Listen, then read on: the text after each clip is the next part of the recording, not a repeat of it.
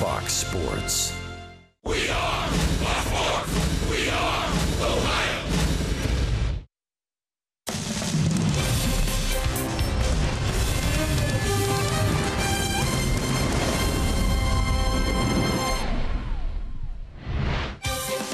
It is Roberto Clemente Day throughout Major League Baseball, and what an honor for the Reds on this day to be playing in the city where he made his greatness known to baseball. One of the best players the game has ever seen. It's the Reds and Pirates closing out a 3-game set tonight here on Fox Sports Ohio. And hi again, everyone. With Chris Welsh, I'm Jim Day. Thanks for joining us for Reds baseball here on Fox Sports Ohio. Chris, the Reds obviously not where they'd like to be in the standings as a team, but these individual accomplishments are fun to watch. Suarez going for the RBI crown in the National League, and Scooter Gennett chasing the batting title. Well, you know, what he's been able to do this year is really amazing because no one ever gave him even a prayer of being able to be right in the thick of the batting title. But here he is atop the leaderboard in number of hits. You see the batting average that he has. That's first in the league. You know, multi-hit games. And the interesting thing is, as we look at him, I look at him as a pitcher. How will I pitch to Scooter Gennett? I'm not so sure that he's got a weakness right now. He hits the inside pitch well. If you elevate it, he hits home runs. If he puts it on the ground, he's hitting 200 points higher against a shift than the Major League average is. So everything he's doing with a bat so far this season is the right thing. Pirates have taken the first 2 games of this 3-game set, and they've got some guys in the middle of that lineup that are red hot. Well, you're right. I mean, Adam Frazier, the Reds, I think they got him out for the first time last night. He was just running wild over the Reds first couple of days. Gregory Polanco, big, long, swinging, left-handed hitting outfielder. If you put the ball in his wheelhouse, you're going to get a brand new one because he's got that kind of power. You've got to be able to get inside on both of these guys, and we'll see if Homer Bailey's able to do that tonight. Finale of 3. Bailey will get Jamison Tyone. Reds and the Buccos from PNC Park, and all the action's coming up.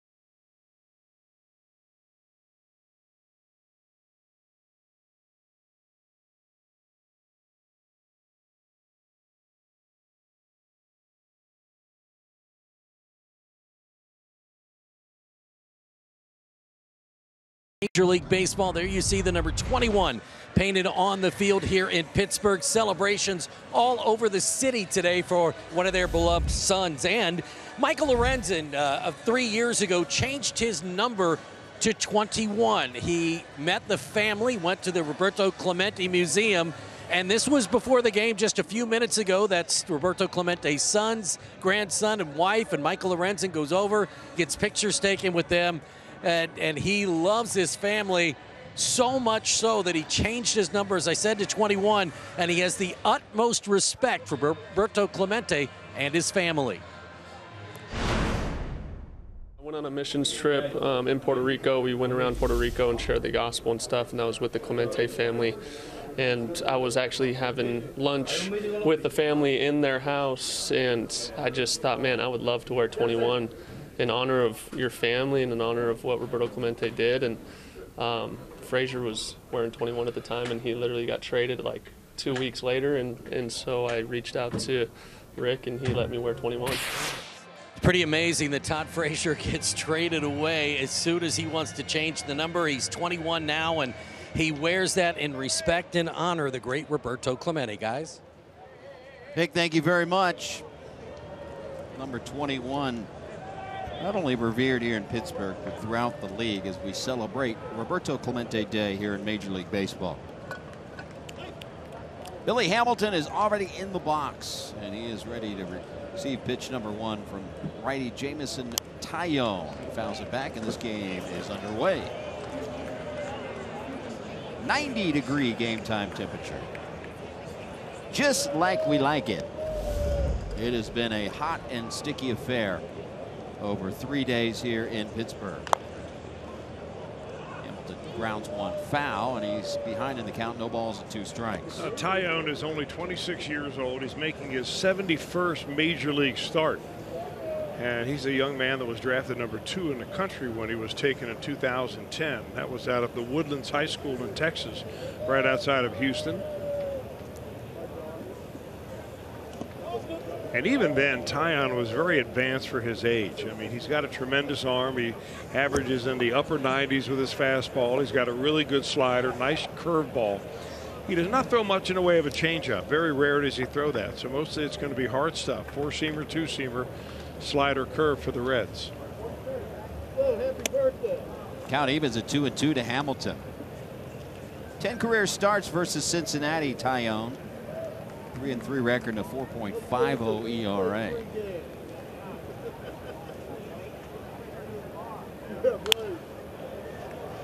Won his last start in Cincinnati, 5 1/3, just 1 earned run, part of that 3-game sweep of the Pirates in Cincinnati. Hamilton, Peraza, Votto, Jeanette, Suarez, Shepler, Casale behind the plate tonight. Mason Williams getting the start in left field. That is the third baseman, Colin Moran, making the catch route number 1. There's a couple guys in this Reds lineup, and one of them coming up next likes to hit off of Jamison Tyone, and that's Jose Peraza, one of them. It's our AARP take on today. Versus Tyone, .526 average, 10 for 19, couple of doubles, and a cool .550 on base percentage. And those 10 hits tied for the most that Tyone has given up to any player. And tied with Javier Baez and Scooter Jeanette.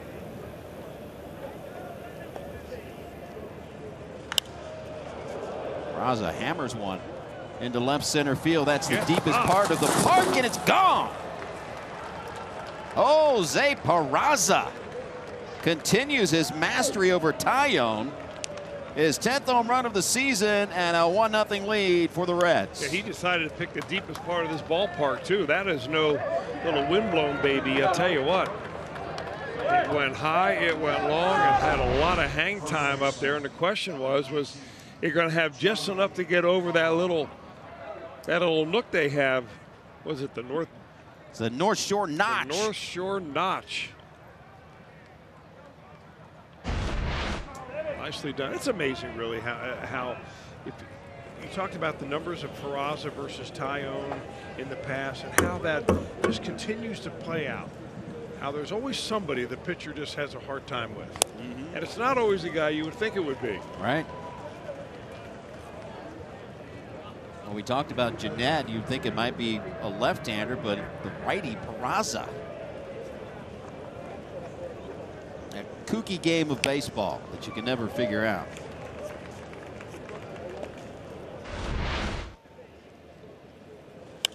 mph off the bat, 407 feet officially.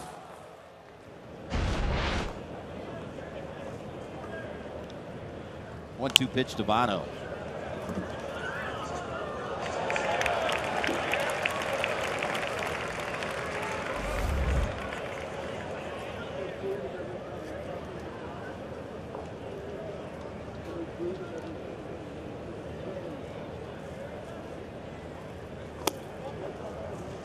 Fourth start of the season for Taillon versus the Reds. We mentioned his last start, 5 1/3, 1 earned run. The Reds got to him in Cincinnati in May.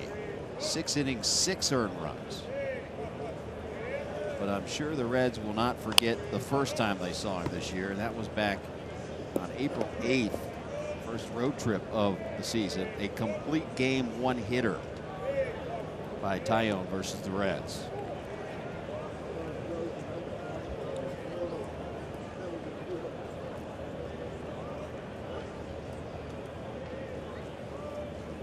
Two-two pitch. And another check swing to stay alive by Votto. Last 17. Pirates will take that. 3 earned runs or less in each of his last 17 starts. And the last time he did, the aforementioned May 22nd game. Votto sprays one the other way, and it's back-to-back hits here in the first. Tracking it the whole way. I mean, Votto knew he was going to get that curveball at some point or another, and he was kind of waiting for it, it looked like to me, and he's just going to take what a pitcher gives. He was on it. Little slip and fall in the batter's box right there. Probably some ice forming here. It's been a little chilly here in Pittsburgh last couple of days. Just trying to cool you down, partner. I'm good.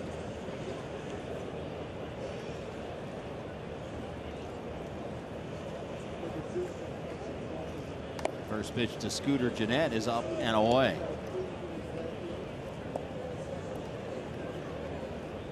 Scooter continues to lead the National League in hitting, average up to 322.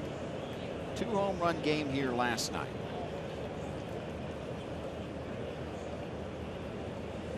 And 3 home runs in this series. He comes into today's play ahead of Christian Yelich.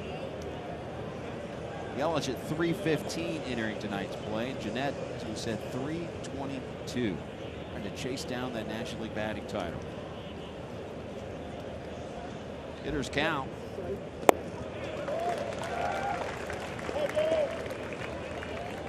We showed you Jose's Peraza's numbers against Taillon. Jose and Scooter combined 20 for 46. You can make that 21 for 47 now. Peraza's home against Jamison Taillon. There's Scooter's individual numbers against Taillon. Tries a sneak attack and bunts it foul.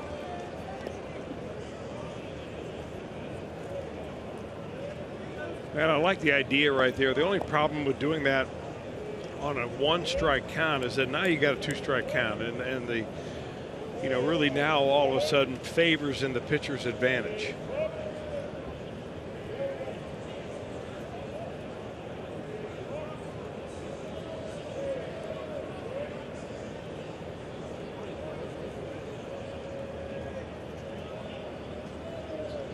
Two pitch.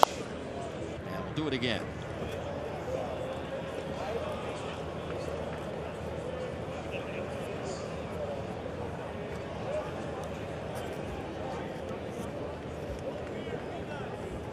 Eugenio Suarez on deck.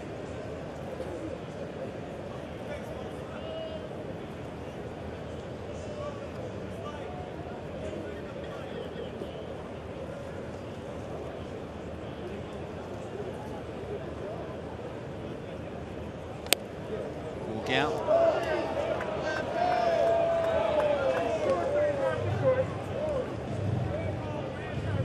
The mastery of the strike zone is so key to hitters that are consistently up there with their batting average. I mean, a little bit of movement right there at the end, very subtle by Francisco Cervelli, but not enough to sell the strike call to Lance Barksdale. Payoff pitch. Slice to left field. Dickerson. Gloves out, number 2. Here's your 4 defensive lineup for the Pirates. Dickerson in left, Marte center, Blanco in right. Colin Moran at third base, Newman shortstop, Frazier, Osuna, and Cervelli back behind the plate.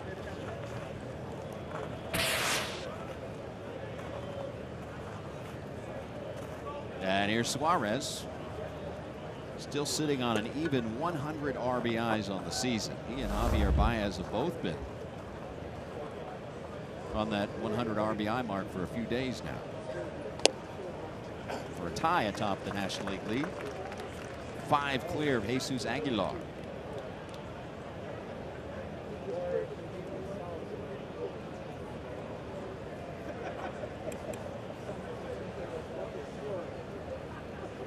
Oh, 1 pitch.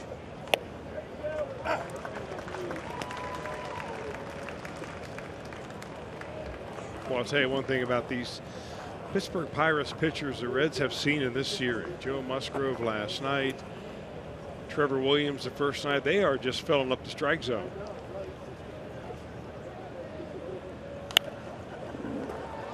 And the other thing that I've noticed, and by far Tyone has the best arm of the 3 pitchers the Reds will see in this series. But the other guys had 2 different types of breaking pitches, and they could throw them both for strikes. Especially a little controlled, little cutter slash slider that you can just put a little crookedness in and throw it over the plate. Tyone has a little bit bigger curveball that he'll throw. Favors a slider, but he's got a big hammer of a curveball, and he's had that since he was drafted coming out of high school.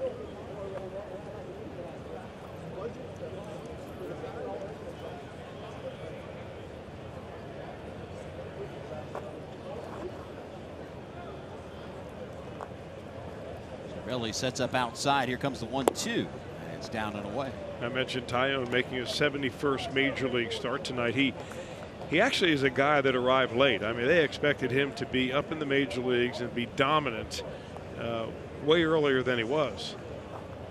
And he was been beset by a number of different things: Tommy John surgery, testicular cancer, hernia surgery. Strike 3 called.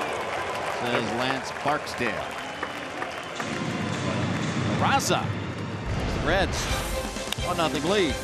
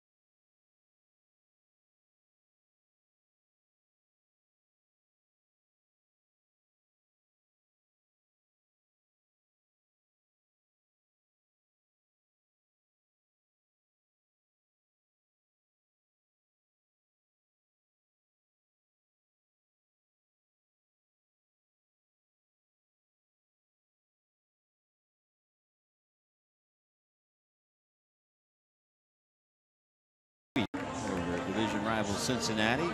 And Jose Barraza trying to stand in the way of that, at least early on in this one. Here's how Herta will line them up tonight. Marte leading off. Adam Frazier in the 2 spot. Polanco, Cervelli, Corey Dickerson, 3, 4, and 5. Jose Osuna at first base. Colin Moran at third. Kevin Newman, shortstop, batting 8th. And batting 9th, the pitcher, Jamison Tyone. Homer Bailey, very familiar with this Pirates club, as he goes to work against Starling Marte. 20th start of the season for Homer. 24th career appearance against the Pirates, in the 3rd this season.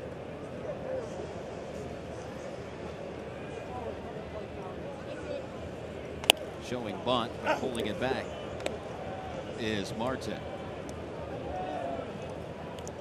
11 starts here in this ballpark and a 2.38 ERA. And that's the numbers that Homer has in mind here tonight, because overall this season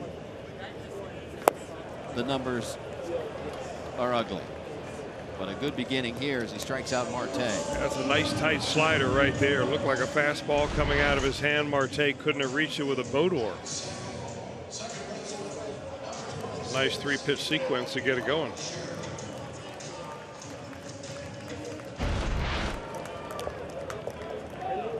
And now he'll tangle with Adam Frazier. Last night, the Reds finally got him out his last 2 plate appearances. 5 for his last 7 in this series, including a 4-hit game here on Monday.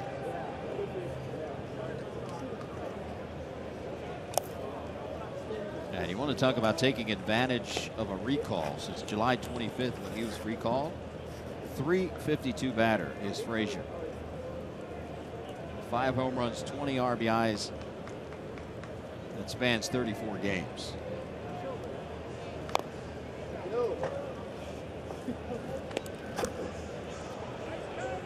One and 2 the count to Frazier.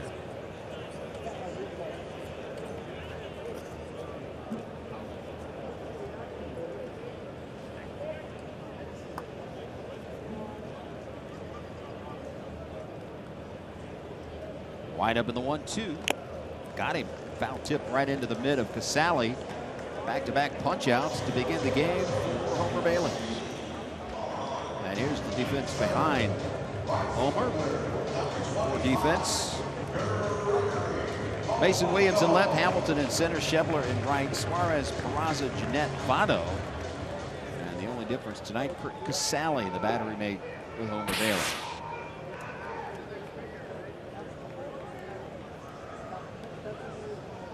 Here's the 3-batter, Gregory Polanco.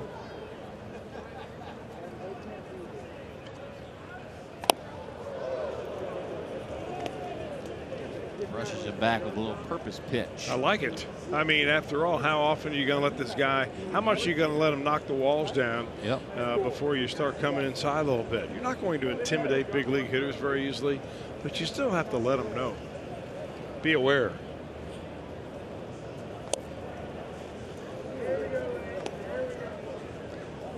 Two balls and no strikes to Polanco. 53 batter, 23 home runs. That's a career high. And 80 RBIs. Tell you what, Homer's stuff is pretty crisp tonight. This is about as good as we have seen him. At least I've seen him early on, from having all of his stuff working on one night. He's locating his fastball, his slider's very good. Sally sets up outside. Here comes the 2-1 offering. And that'll even the count at 2-2. And probably Homer, I wonder if he sees the writing on the wall here for the end of this 2018 season. I mean, the Reds want to stay with 5 men in a rotation. They've called up a couple of pitchers that they want to give starts to. Lucas Sims, Tyler Mahle. And if that happens, somebody's got to go.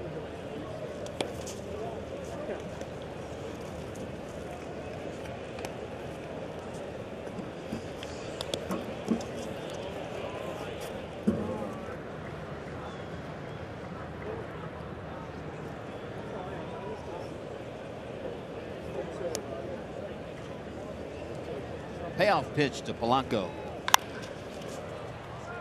Jeanette spins, throws, and a 1-2-3 first for Homer Bailey. 1-0 Reds.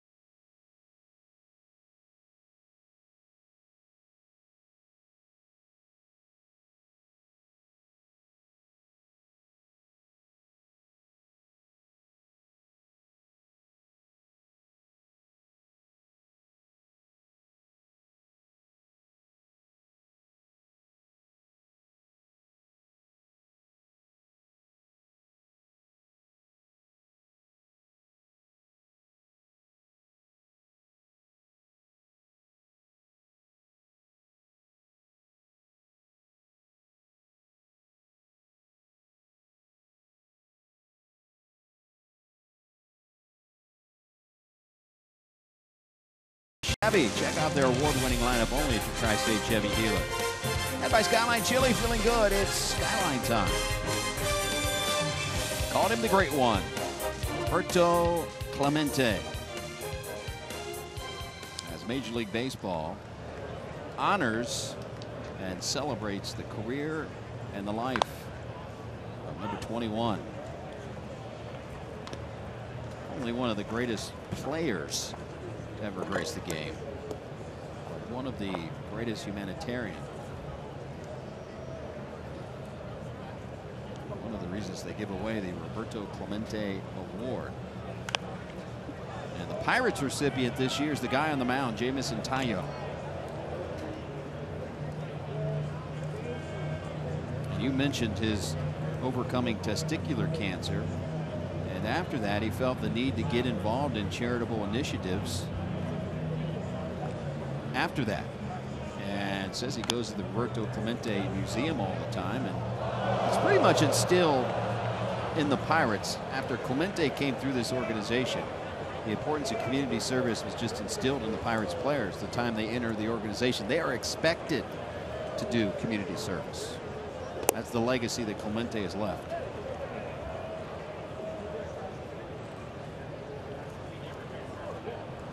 I think a lot of the teams have adapted that. The Reds have a number of players all the time working either through the Reds Community Fund or other initiatives to. No way, right? Nope, not with the speedy Schebler. Nice job of Newman just to get to that ball, but a base hit.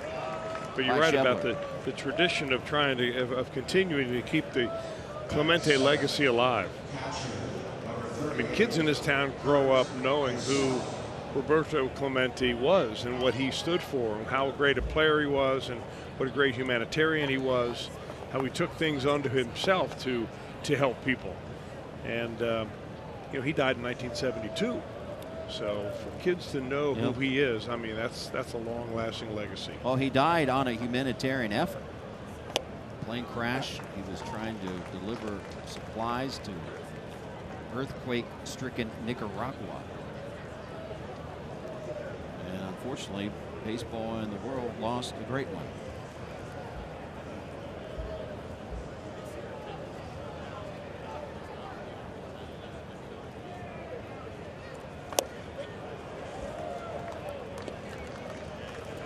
Counts.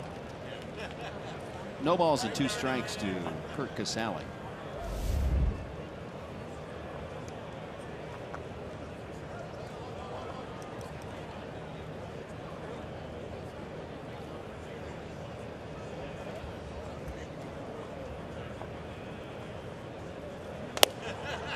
be called.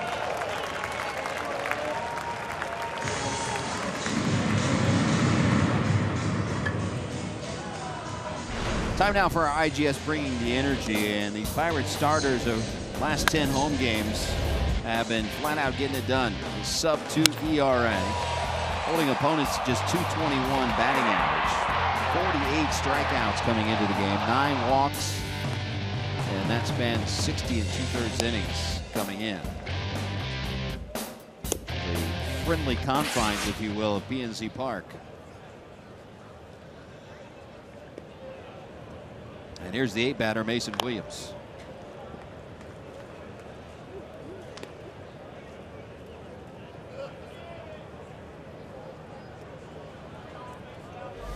Williams, 278 batter, 1 home run, 5 RBIs with the Reds this season.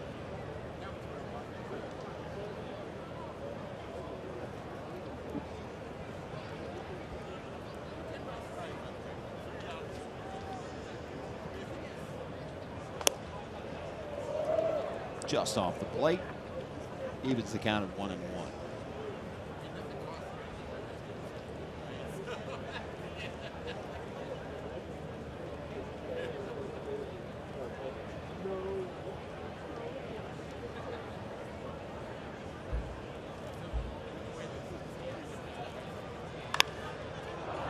Going the other way is Williams, and that'll be a 1-out knock, first and second.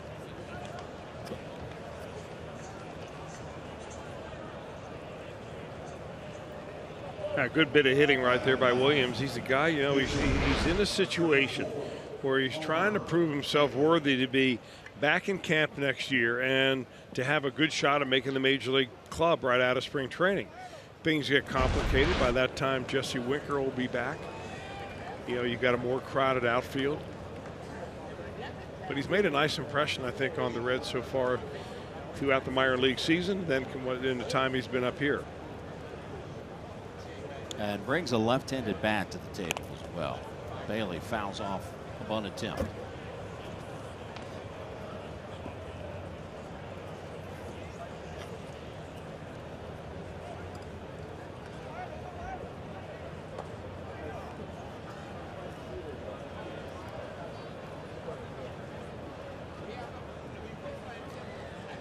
Bailey trying to push 2 runners into scoring position and gets it down, plays to third, and it's in time, across to first base, and Homer beats it out. Well, it was a trap all the way, and Jose Osuna was really charging hard here from first base. Something you can do when you have a runner at first and second. That first baseman doesn't have to hold the runner on, so he's coming in hard, and he fields it, and he's already made his mind up where he's going with it. Even with Chevrolet's speed down there, he is an easy out on the force play. The out goes 3-5.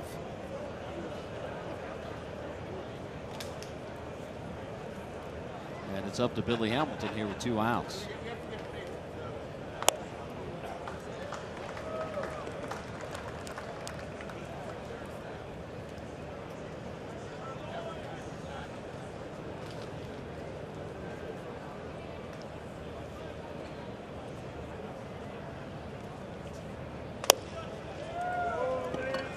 Just inside, and a 1-1 count to Billy.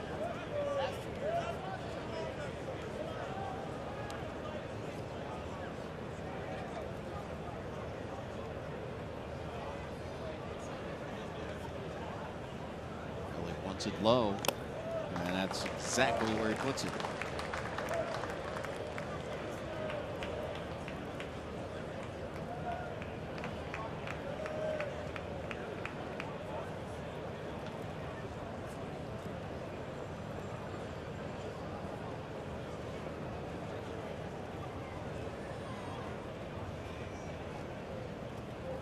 One-two. Check swing. Heel down to third and ring him up, says Will Little. That'll do it for the Reds here in the second, stranding 2.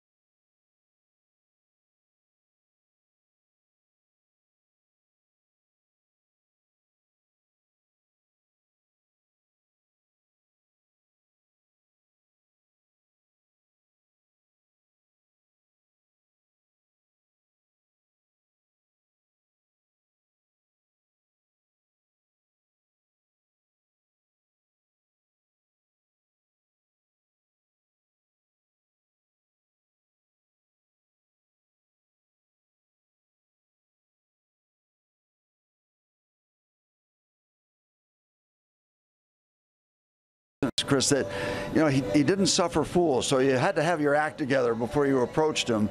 And he's one of those guys too, and we've all known these kind of people that, you know, if a national guy comes in, you better have your act together. But if a young kid or a high school kid came in very nervous and everything, Clemente would invite that kind of a person over to his locker. He's comfortable kind of extending himself to somebody, and he had that sense, and it kind of showed later on in his humanitarian stuff. He was aware and had the sensitivities that you might not really expect in a lot of professional athletes, and I think that maybe separated him in a lot of ways. That was a very interesting conversation, Chris, you had.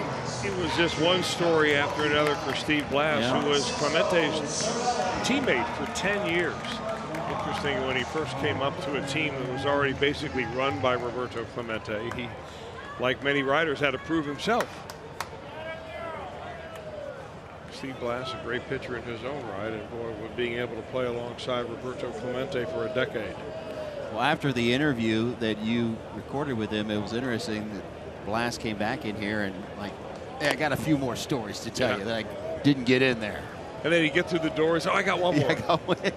He started walking out. That's exactly right. Wait, one more. Sure, it could go on all day.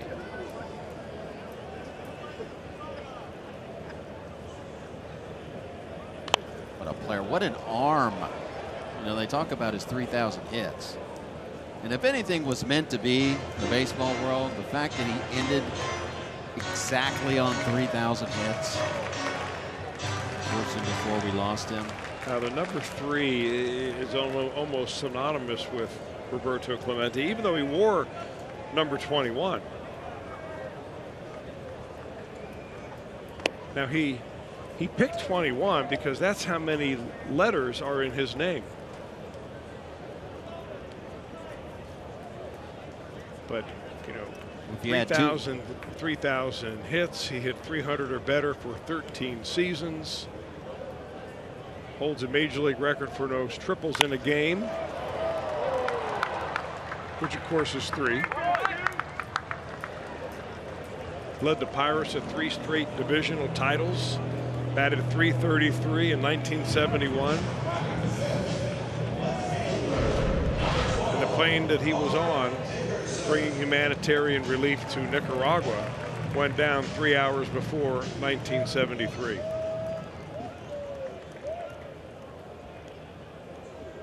Two and a 1 on his jersey, add them together.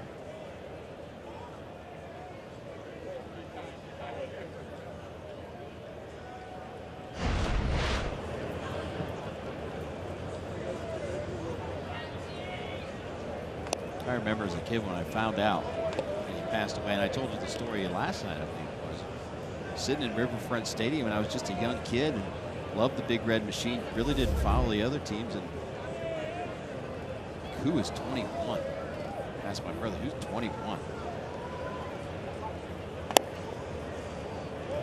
And what an arm. I showed you that video from the World Series against Baltimore, the throw he made to the plate. My goodness. What an arm. Just all his offensive accolades, and man, the cannon in right field.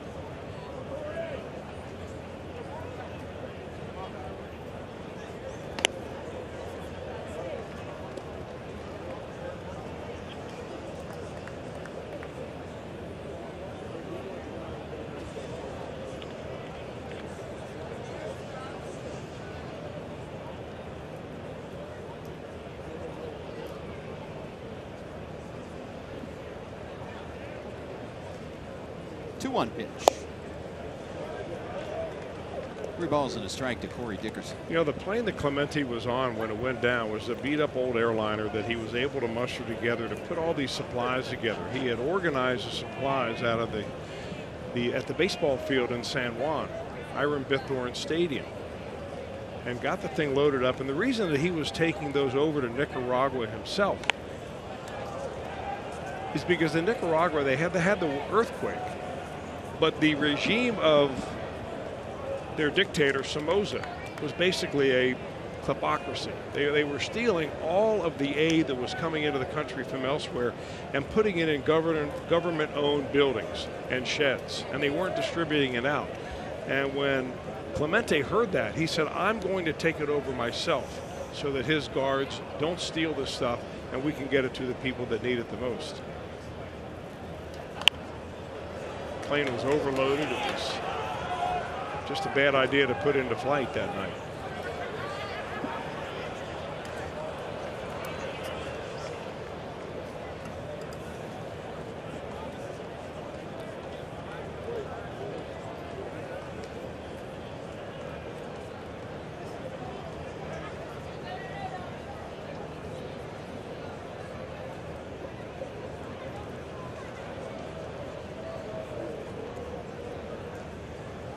Payoff pitch to Corey Dickerson. That's a base hit. A pretty well-earned hit right there by Dickerson. Stayed alive with a lot of foul balls.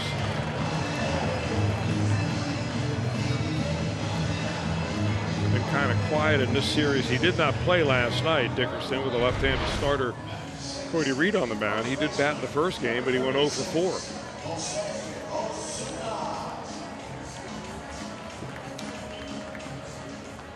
One out batter is Jose Osuna.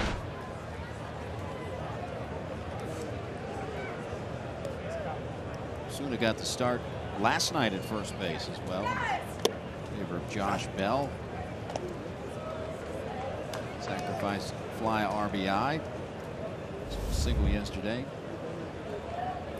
Overall just a 191 batter.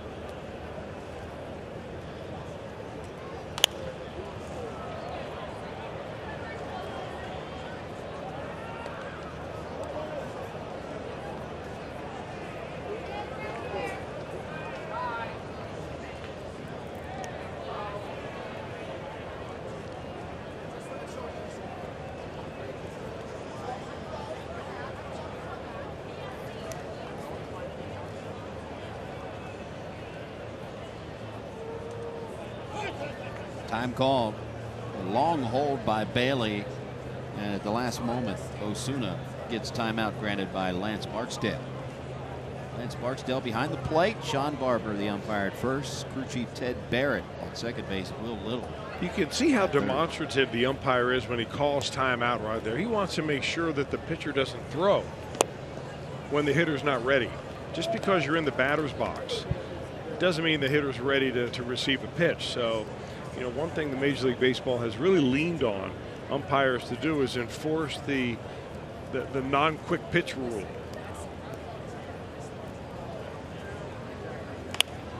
In on the hands, and Billy come in and get that one for out number 2.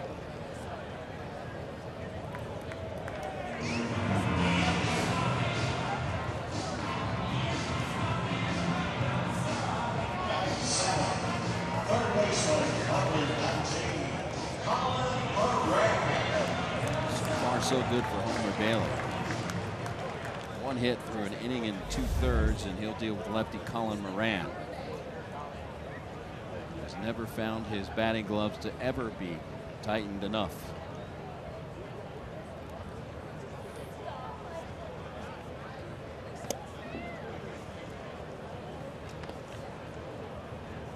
Moran also not in the lineup last night with Reed, the lefty, on the mound. So they're taking a long look at him, though. They really think that he can hit down the road a little bit, Moran.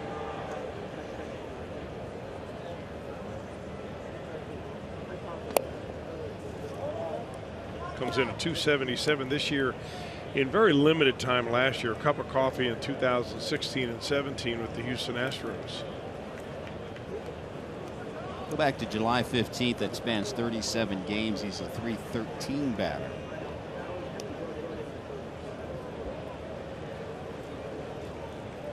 There goes the runner from first, and that's just too easy. Bailey wasn't paying any attention whatsoever to Dickerson. I'm really surprised this happened still to Homer Bailey.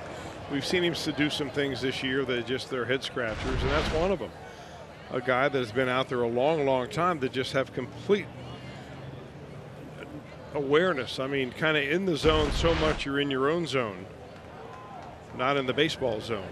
I mean, Homer was still holding the baseball, and Dickerson had at least 2 steps.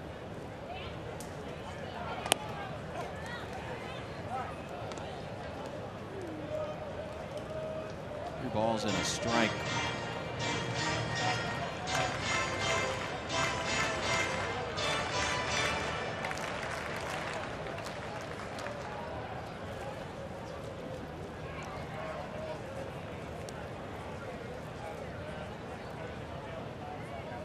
One.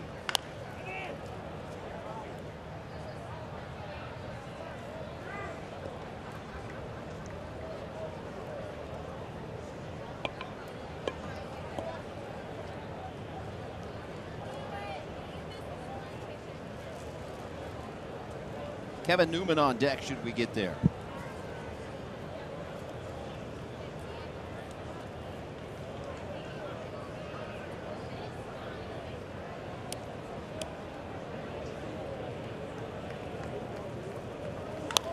Into right field, that's trouble. This will tie the game. Moran on his way to second base. RBI number 50 for Colin Moran ties this game at 1. Well, he kind of hung in there also in this at-bat. Saw a lot of pitches before he finally was able to get an off-speed pitch and line it down the right field line. Little curveball right there by Bailey, and really not all that bad of a pitch. Look at the location. It was down just a little bit over the center of the plate. Moran laces it down the right field line. 16th double of the season for Colin Moran, and that easy steal comes back to haunt.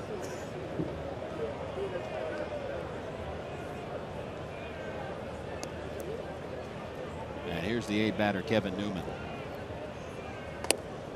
It's got to be so hard for Homer Bailey to resist being sucked into the negative, black hole that's out there. When you're running up there and your record is 1-something, and your team has lost 18 of the 19 starts you pitched, and you have a couple things go wrong. I mean, it's just so easy just to kind of say, well, here we go again. And it has been that way for the majority of the year for Homer. But mind over matter.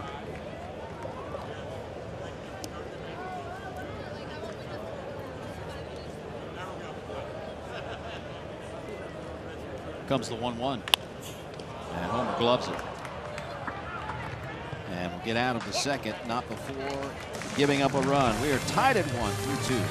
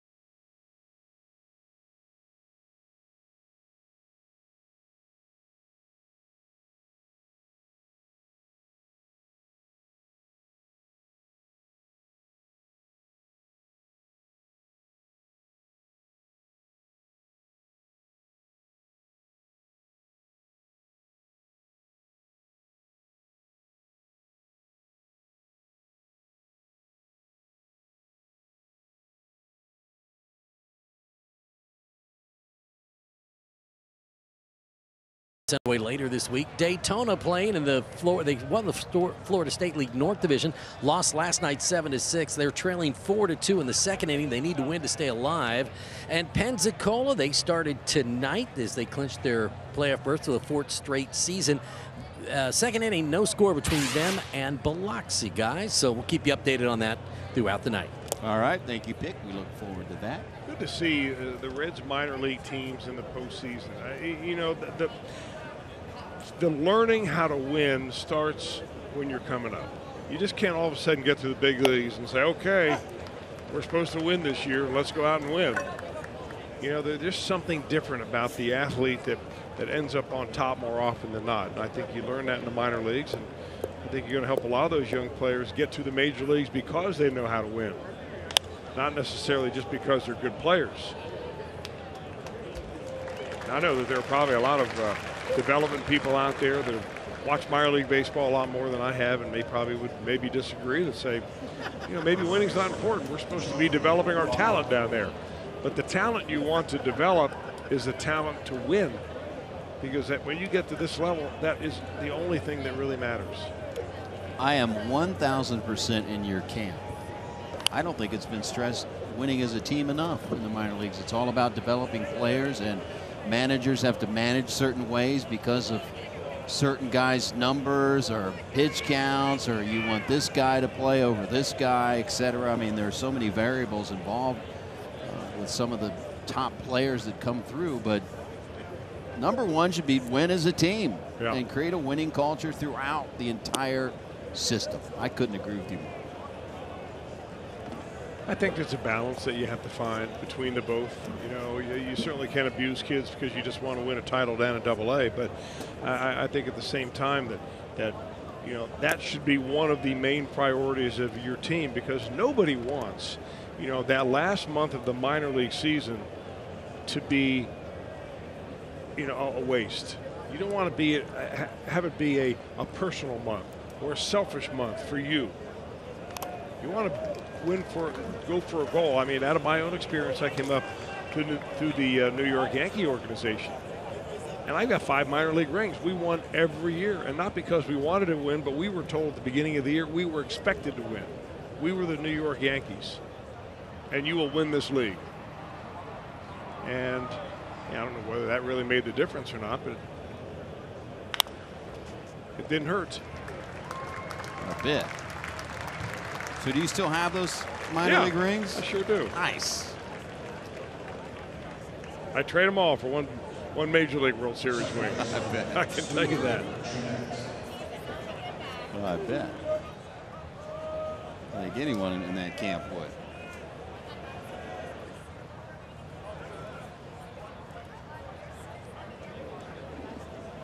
Fly out in the first for Scooter.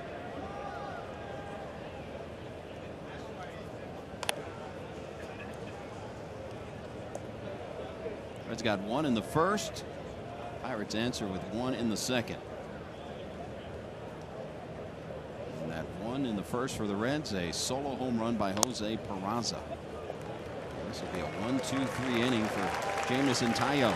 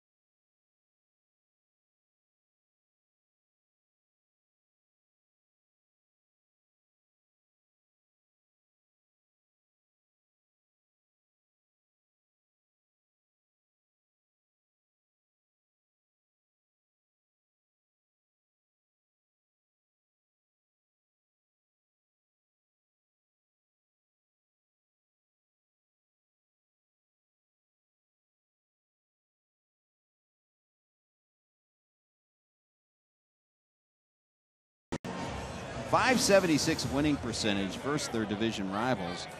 And 2013, since the 3 divisions were created when the National League Central was created, since that time, 2013 was the only season the Pirates have ever been over 500 versus the National League Central. For whatever reason, this year, even though they are 3 games under 500 overall as a team and 13.5 games back in the division, they're taking care of business head-to-head in the Central. Pitcher v. pitcher here. The count's 0-2 to Jamison Tayo.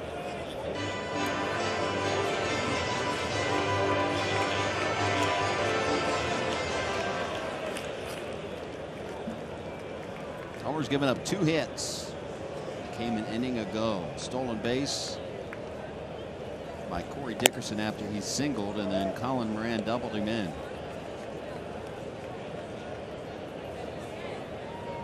Tayon is the true bail and whale.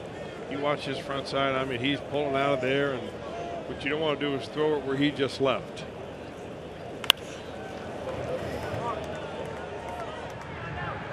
One out. That might be the kind of hitter you would be if you ever went down there with the Reds fantasy camp. I see you, Jim Day, as a bail and whale kind of guy. No chance. I'm ready. I need the invite. Work on that one for you. I need to put it on your dime, though. That's been the problem. That would be a problem. I get all these invitations. Come on down.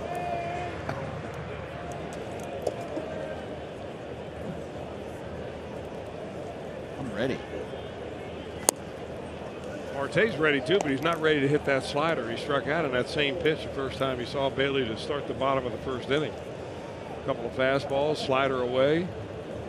That's the way Homer starts him off.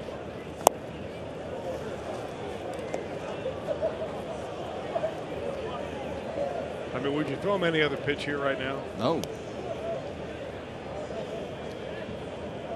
The home run he hit last night was really a beautiful piece of hitting. It was kind of down and in, but it had enough of the plate that he could get to it.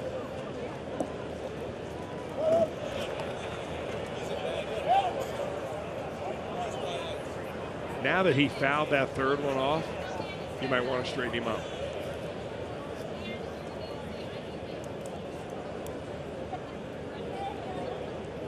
That's what Casale wants. 0-2 pitch.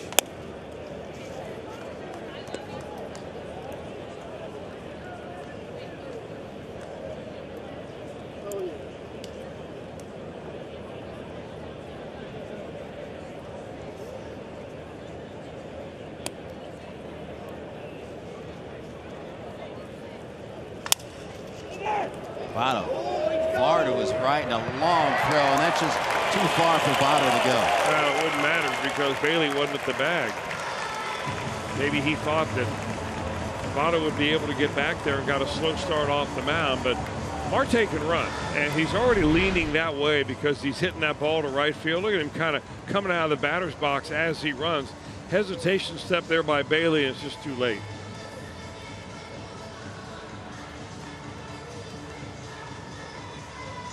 Well, that was double trouble.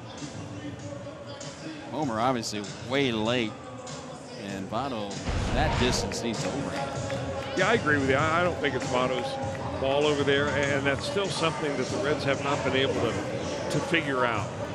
Is that when you're in a shift like that and you've got Votto way off the first base line, you know, anything to his right is probably going to be covered by the second baseman. You should tell him, do not go to your right, only to your left. We've seen that more than once this season. And Homer will keep a close eye on Starling Marte. 30 steals on the season for Marte.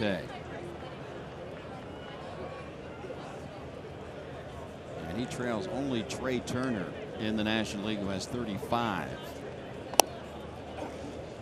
Billy Hamilton right behind Marte with 29. The best defense here for Bailey to try to keep him close is just alter the amount of time you hold the ball. Last pitch he held it and went right away. This time, maybe you hold it for an extra pause or two.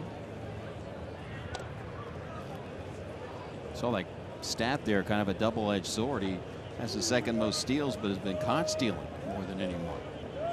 Runs a lot.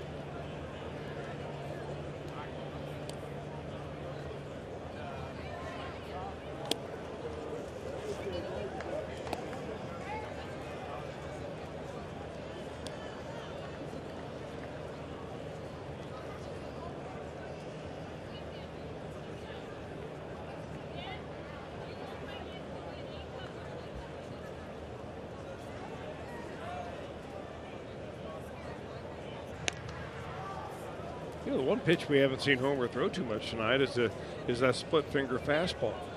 It's usually a pitch that he overused a lot to left-handers earlier in the year, and I don't know, maybe they looked up the batting averages against on that pitch and saw that might as well go with the changeup instead. He might be getting it this time though. Nope, that's a cutter.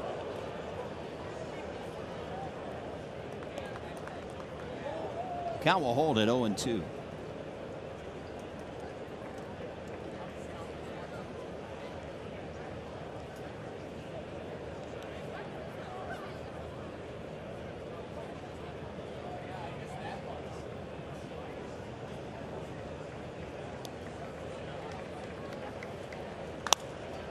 Pass Votto into right field. On his way to third is Marte. First and third, one out.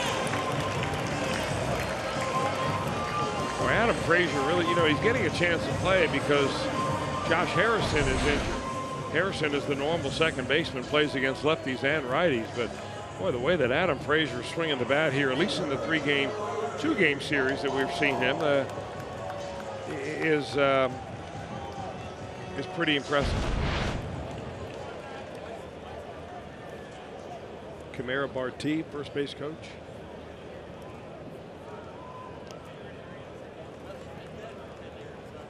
And the three-batter Polanco. With trouble brewing here in the third.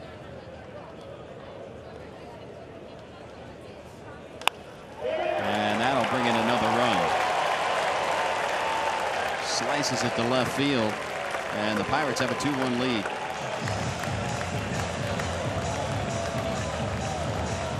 Three straight hits off of Bailey. Well, the adaptation that Bailey has to make is figure out how to pitch when you don't have a swing and miss pitch. Now, even though he struck out the first two batters of the game, we're not seeing a lot of swings and misses on his stuff. And if they're going to make contact, you've got to figure out a way to make sure that they make contact on the ground when you've got a double play situation. That's just one of those blue hits to left field. That's really not the thing I'm talking about. I'm talking about more about the Adam Frazier hit.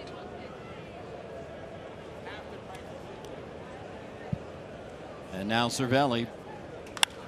First pitch swinging, and that'll fall. They're going to wave around the runner, and the throw comes into third. 3-1 Pirates. Well, it was the right place for the throw to go because at that time Billy Hamilton picking up the ball didn't realize that the runner at second base, Frazier, went back to the bag because he wasn't sure if it was going to be caught or not. So he did the prudent thing. You throw it ahead the next runner on base, which is third. The Pirates are on a little bit of a hitting binge right here. 4 straight hits off of Homer Bailey.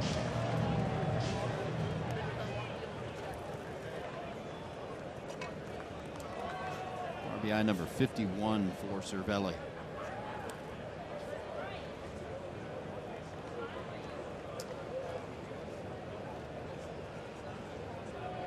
And they're beginning to do a little Pilates down there in the Reds bullpen.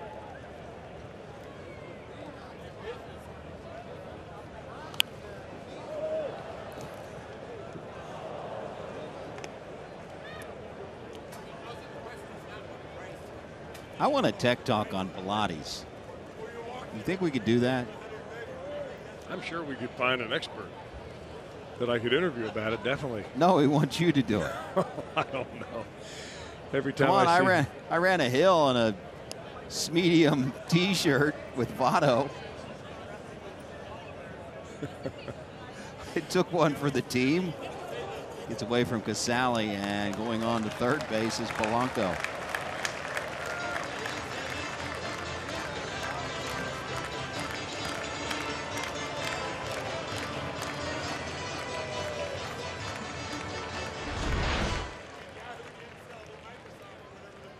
You really can't do any more than what Casale did right there. Ball's in the dirt, you get your body down, you tilt your torso ahead, so you try to keep it in front of you, and Polanco reads it and gets to third base, but you still have the double play in order. The back runner, Cervelli, wasn't able to follow up. So again, another 0-2 count for Homer, and we'll see if he indeed has a put-out pitch. Right at Jeanette, an Adam ball, and that's a double play. Much needed inning-ending double play for Homer Bailey. The Pirates get 2.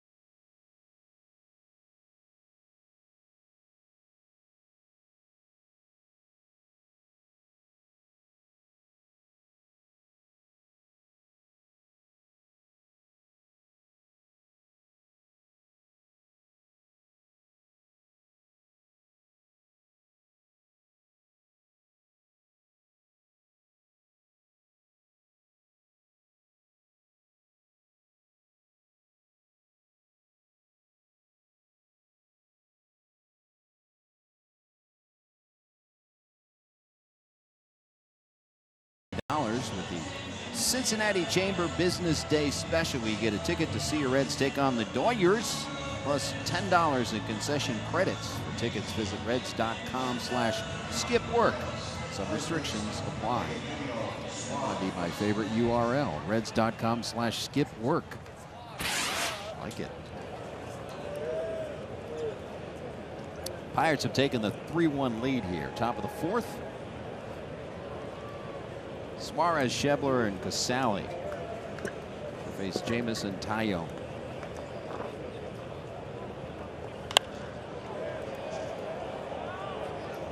Foul ball. The ball was scalded the other way. Foul. Suarez, a strikeout victim, looking in the first.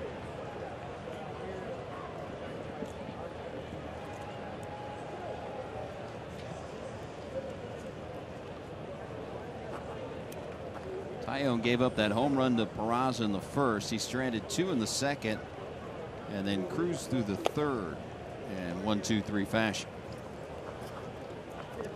Big dude, 6'5", 230 is Jamison Taillon. Officially Jamison, but he goes by Jamo. In fact, he says when someone calls him Jamison, it takes him a minute to realize someone's trying to talk to him. Said Jamison was just a little too formal for him, so they call him Jamo.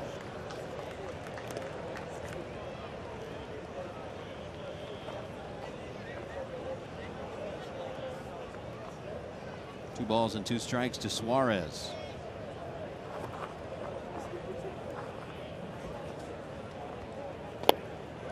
Got him. Second time he's struck out Eugenio. 4 of them overall.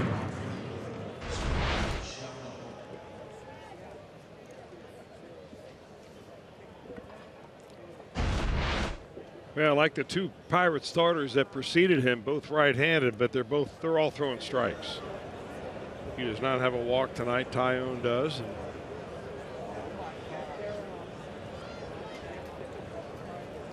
just kind of seems in control of his space. That'll be a base hit off the bat of Scott Schebler. He's 2 for 2. Schebler comes to the plate ready to swing the bat, doesn't he? Sure does. I mean, he's not messing around. And they tried him at the leadoff spot for a couple of games when he first came back off the disabled list, tried to get him some ABs. But, I mean, he's up there ready to rip. That's a first pitch slider. And if you're going to throw a belt high, why not?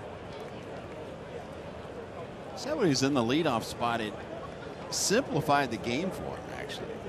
Since he puts too much pressure on himself when he's down in an RBI spot. He's always thinking, I got to drive the ball in the ballpark. I got to drive in a run here.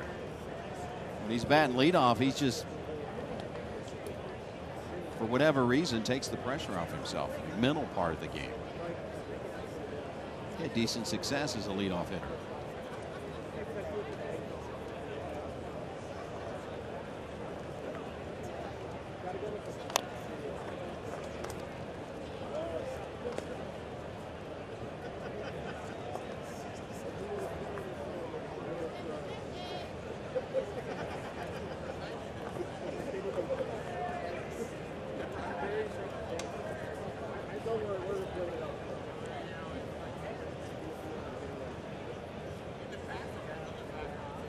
One pitch.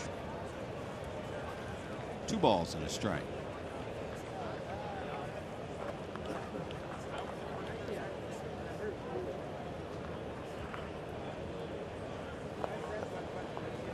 "65 pitches for Tayo.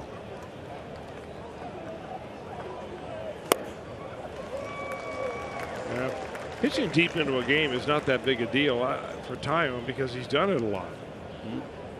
He's thrown 100 pitches or more in 9 of the 27 games in which he's pitched. He just doesn't seem to be a pitcher who's like overthrowing with every delivery, even though he's still dialing it up there in mid-90s.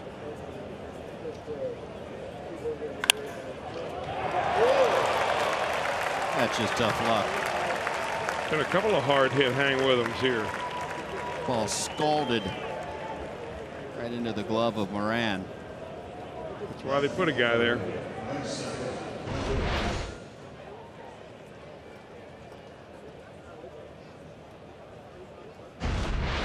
To our batters, Mason Williams.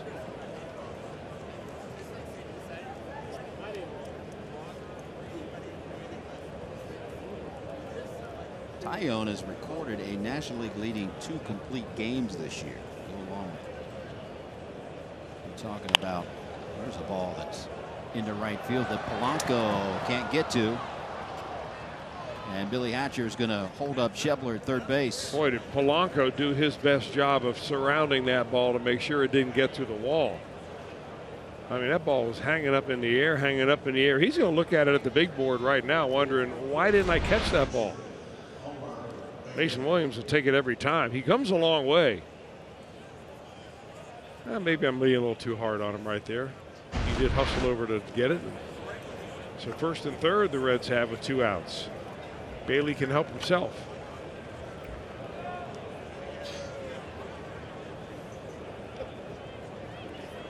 Bailey 3 for 25 as a hitter this year. In his 12-year career, a 161 career batter coming in.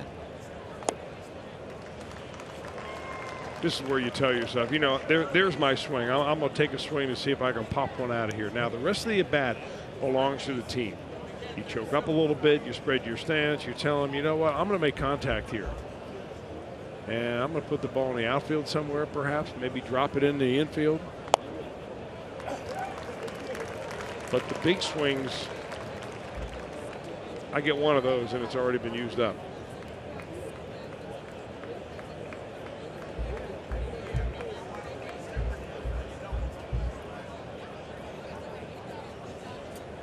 0-2.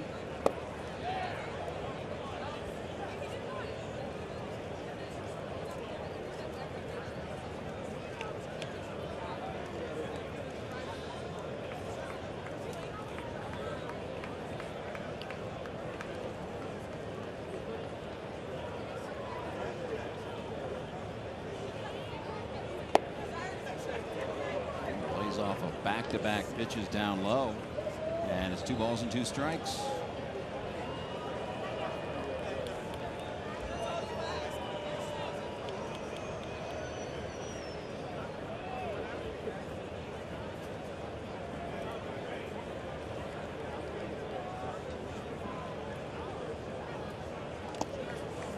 Good count. Brain lapse here for Tayo.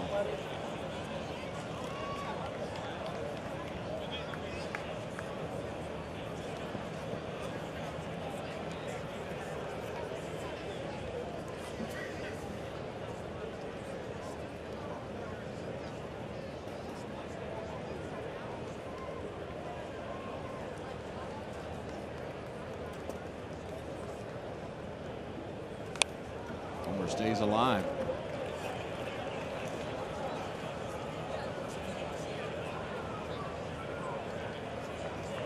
At least making him work for it here.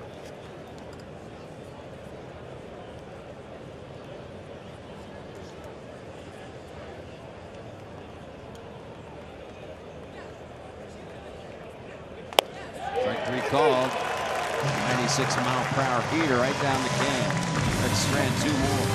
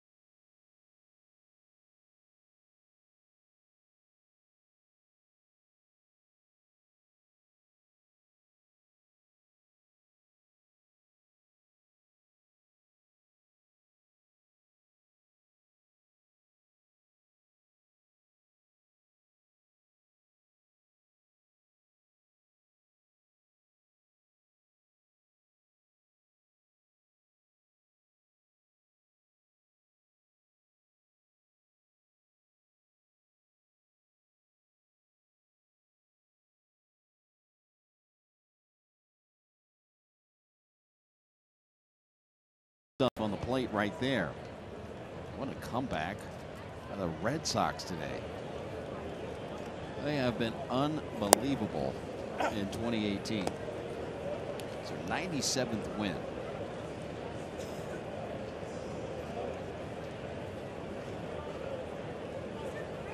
if Atlanta somehow falters in the East, when I look back at that game, it could have been.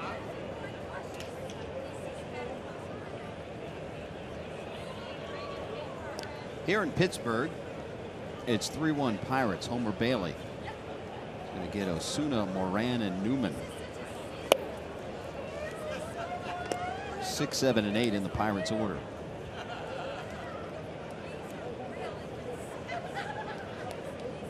Scoreless first for Homer. Gave up a run in the second, 2 in the third.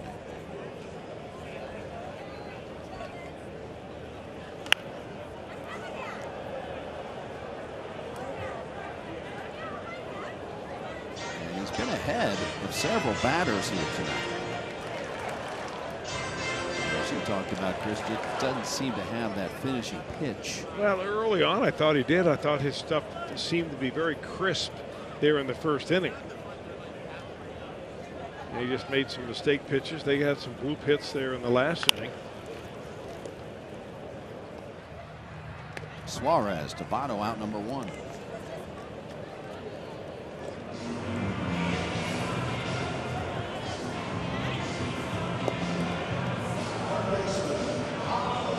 And the batter's third baseman Colin Moran. The problem tonight, though, is that when you give up 3 runs to the Pirates and you're facing Jameson Taillon, sometimes he's good enough to make that stand up.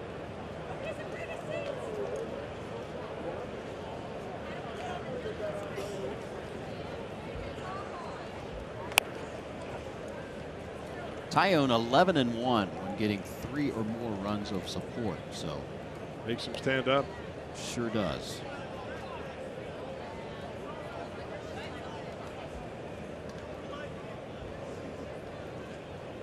Wind up in the 0-1.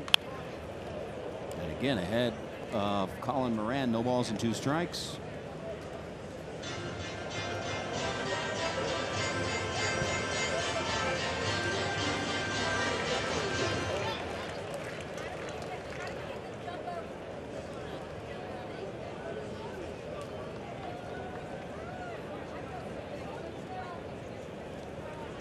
The 0-2.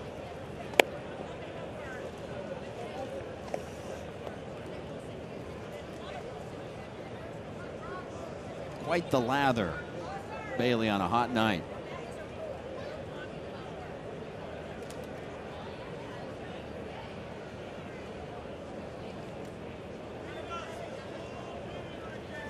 Sally sets up outside. Here comes the 1-2. And missed badly. 2 balls and 2 strikes.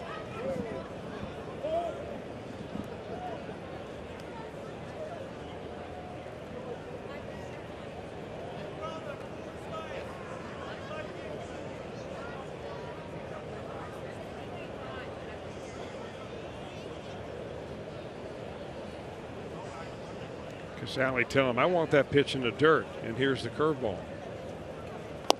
Check swing, appeal to third, no. Full count. Well, I really like it when a catcher takes over like that. I mean, you know, sometimes you need a little extra pep talk. You need some extra motivation. You see catchers slam their gloves on the ground. Other guys will point right at you. Payoff pitch. Here comes. And he walked it.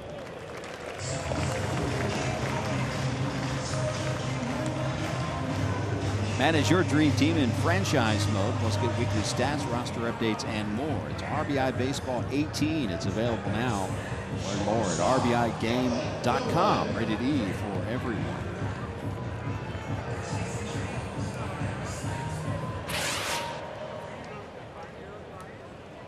First walk of the night by Bailey. And on first, 1 out, and Kevin Newman at the plate.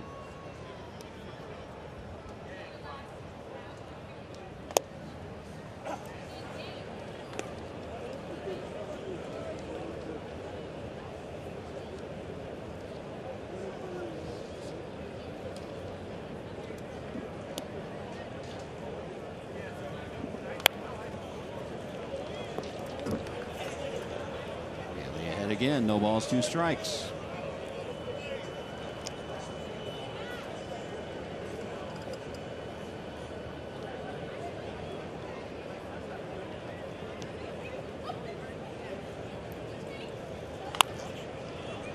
slowly hit. He'll get the out at second, on to first base. Just late. Had to be a quick turn as that ball was dribbled. And a nice attempt at turning two by the middle infield, Peraza and Jeanette. Well, they did the best they could right there, and Newman is about an average runner down the line, so he's not exactly a burner, but he was hustling, as you can guarantee. Reds take a look and decide it's not worth another look.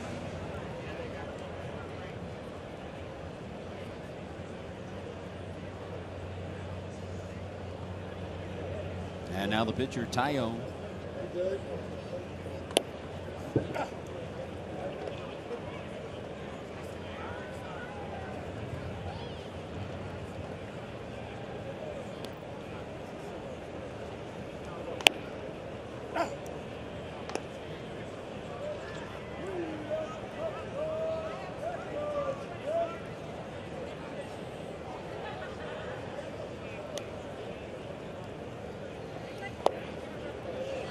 And that's an historic strikeout for Homer Bailey. Career strikeout number 1,000.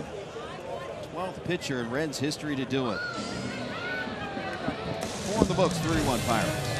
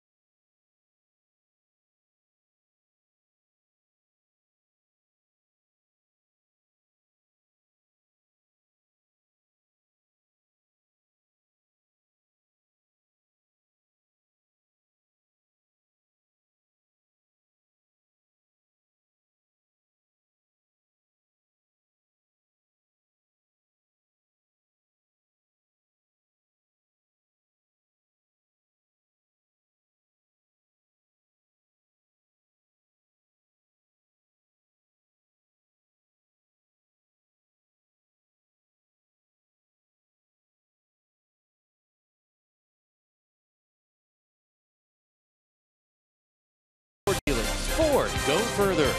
And by Cincinnati Children's, now ranked number 2 in the nation by U.S. News and World Report.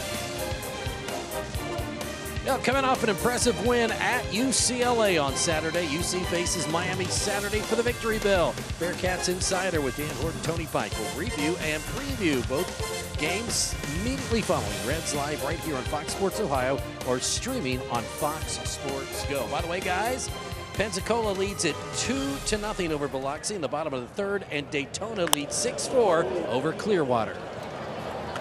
Blanco reaches up and grabs a line drive off the bat of Billy Hamilton for out number 1 here in the 5th. Yeah, the one thing we didn't mention about the Pensacola team down there are a couple of local players that are left-handed pitchers working for the Blue Wahoos this year. Joel Bender, a left-hander from Oak Hills, is down there in Double-A again, and Seth Varner, who is a young man that went to Miami. I think he went to high school at Batavia, but he is actually the starting pitcher tonight for Pensacola. So good luck to both of those local products. Absolutely.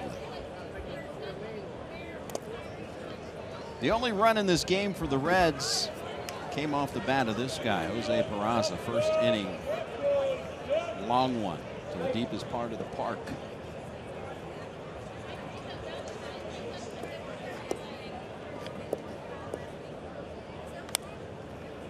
Reds have 6 hits off of Tayo to match the Pirates in hits, but they have stranded 5 along the way.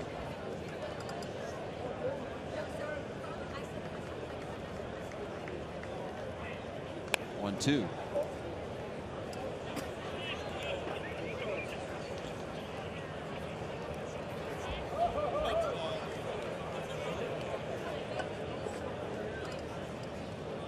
Wow, times have changed. We mentioned that Jamison Tyone in National League leading 2 complete games this year. That leads the league. 4 pitchers last year shared the lead with 2 complete games.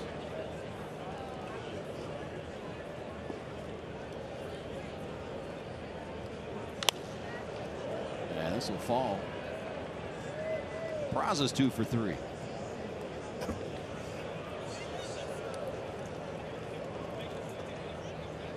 Look forward to the Hold True moment, as always brought to you by Miller Lite. That's coming up later in tonight's game.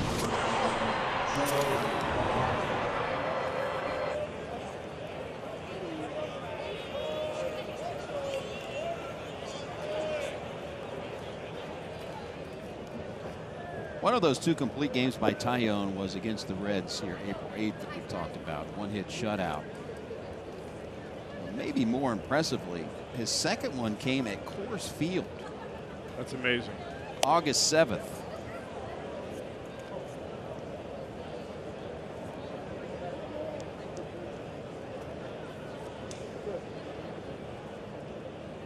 If you would have put your crystal ball in the 70s or 80s and said in 2017 and 18. 2 complete games would lead the National League. People have said, no chance. Oh, you're right.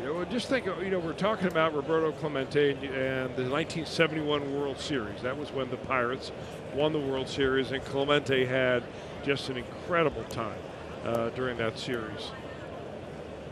That year, the most complete games was won by Ferguson Jenkins of the Cubs. He had 30 complete games. Goodness gracious. Tom Seaver had 21. Yeah. Bob Gibson had 20. And so on and so on. So 30 complete games. And he started 39. So you can talk about complete games, or you can talk about quality starts. What's the ERA of quality start? 6 innings, 3 runs, 4 something. I was told math was not part of this gig. You're right, it's not. I was relying on you for that one. But things have changed, obviously. That for a lot of reasons, a lot of different things have changed. For the most part, pitchers are being groomed to throw harder from the time that they can throw harder. 11, 12, 13 years old. There's all sorts of programs you can get your kid on to, get him to throw harder. Maybe get the attention of a college scout who won't even sneeze your way unless you throw, 88 to 90 miles an hour sometime in high school.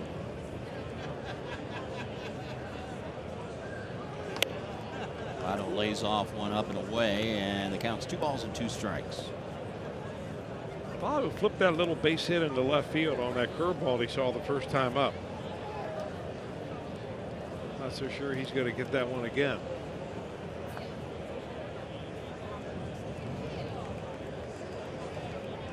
Trying to come back in this one and get out of town with a victory in the last game of the 2018 regular season here in Pittsburgh between these 2 clubs. That's a hit. How about that? Instead of a little blooper into left, a little soft hit down the third base line.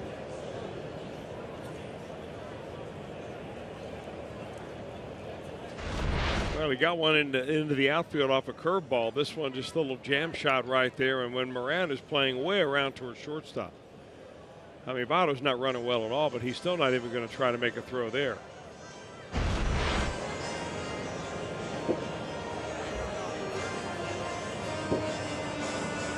.52 opposite field hits now this season for Votto.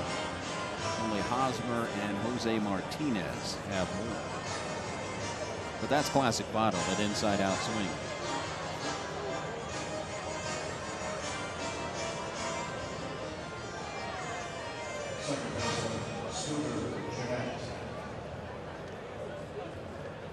That's a nice animated conversation. I was wondering what that's about. Freddie Benavides. I think it looked like a little pep talk by Benavides. Votto just doesn't look all that comfortable in the box. He's got a couple of hits, but he's just not what he sets his level of expectation to be. And when you see him play for the last few years, you know you have a tendency to raise your level of expectation for Votto.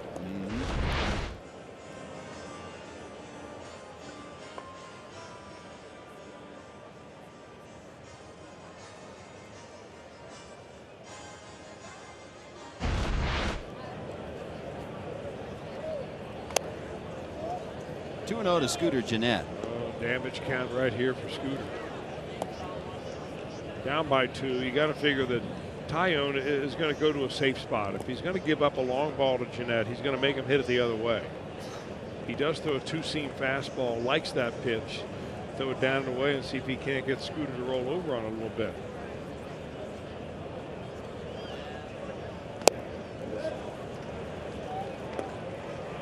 You know.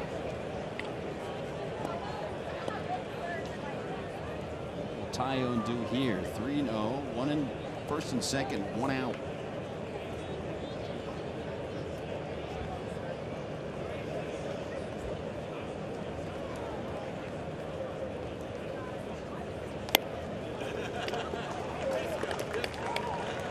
Gets the call on the outside corner.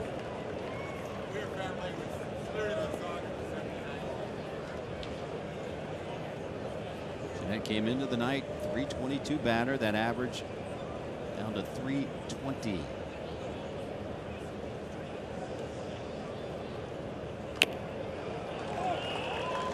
Three and 0 to 3-2.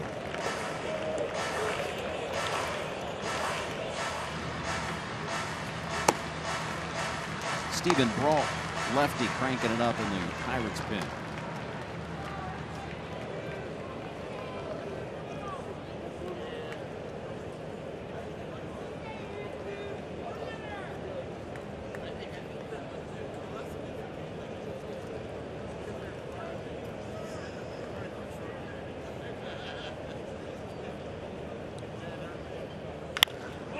Trouble. 4, 6. Goes offline. Reds get a break.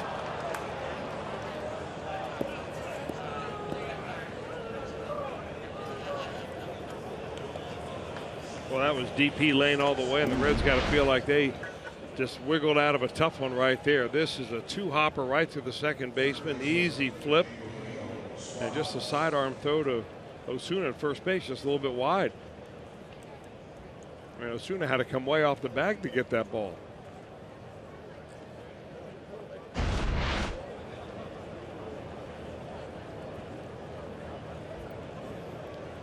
So now Suarez with a chance to close this gap a little bit. You got to take advantage of the mistakes from the other team. And we'll see if Suarez can do just that.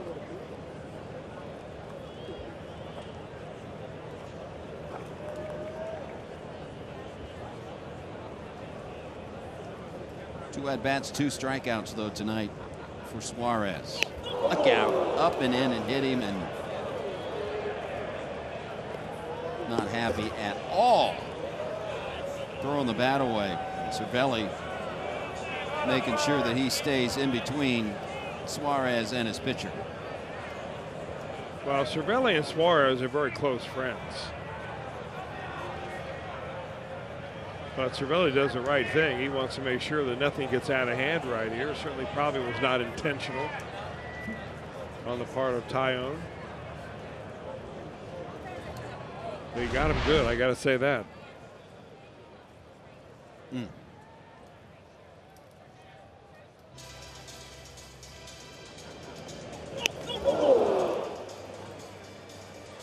Need I say ouch?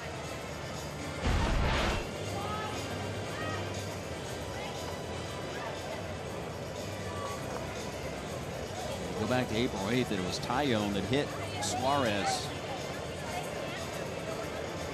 That put him out for 16 games, right? Sure did. Which I'm sure elevates that anger level of Suarez.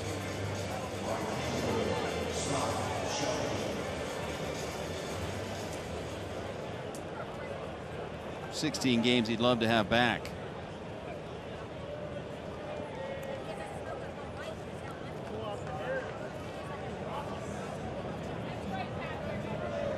I think there's several people around this Reds organization who were around back then who'd love to have him around for 16 more games. Bases loaded here for Schebler. Let's take you back.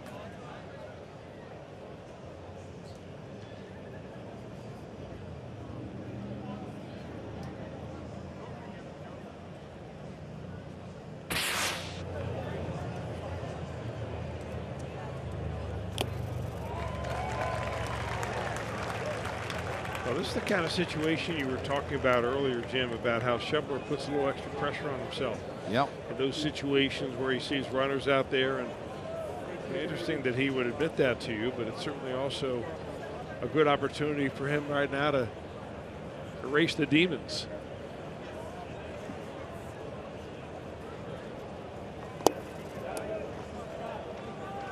Two balls and a strike.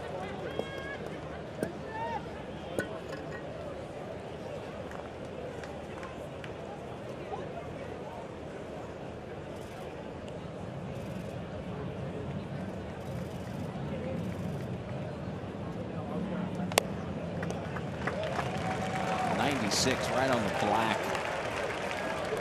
2-2.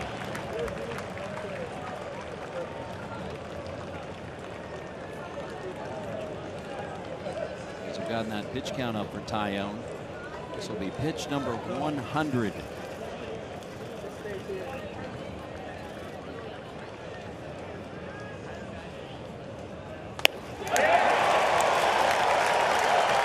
Fred Strand 3.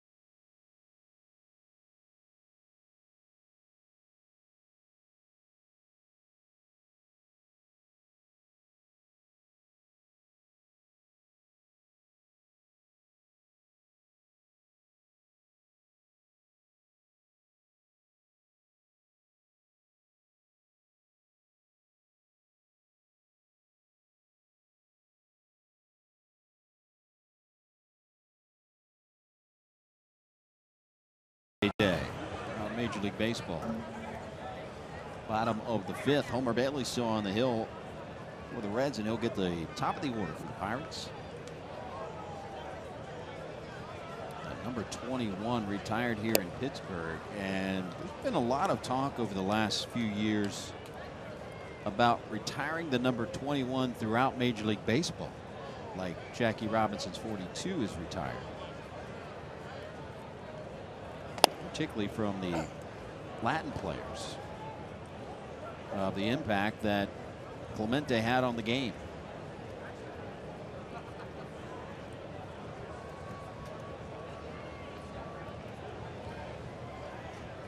0-2 pitch to Marte, and it gets him swinging, and Casale will complete the 2-3 put out. So back-to-back strikeouts in the game here for Bailey. It was career strikeout number 1,000 an inning ago. That's one of the first split finger fastballs that we have seen him throw. So now 1,001 strikeouts in his career. His first career batter that he faced, he struck out, did Homer Bailey. It was on June 8th, 2007 versus the Indians. He struck out Grady Sizemore for strikeout number 1.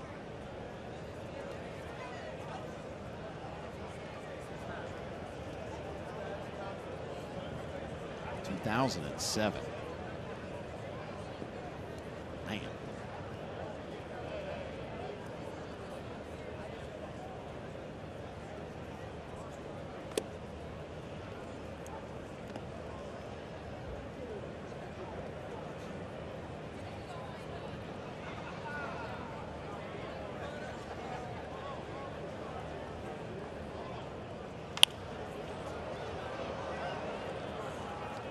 Easy play for Mason Williams, 2 outs. Reds fans, don't miss your chance to win Reds merchandise, memorabilia, and a trip for 2 to see the Reds at spring training in Goodyear, Arizona. Each donation of $25 equals 1 entry into the sweepstakes. Rules and entry, visit reds.com/spring sweepstakes.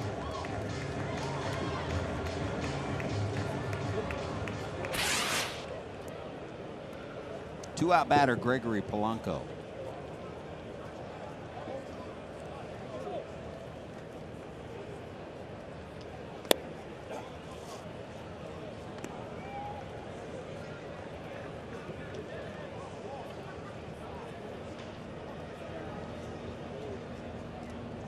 Polanco an RBI single his last time up.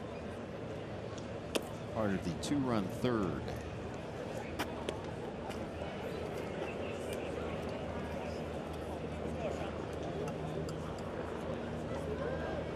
Reds will get home late, early morning, however you look at it, back in the Queen City, and turn right around and open up a homestand tomorrow night against the Padres. 4 of them against San Diego, and note the start times tomorrow night and Friday night. The Reds this season in April and September have gone to 6:40 start times for night games. And tomorrow night will be a 6:40 first pitch. 6 o'clock for Reds Live. Luis Castillo versus Eric Lauer.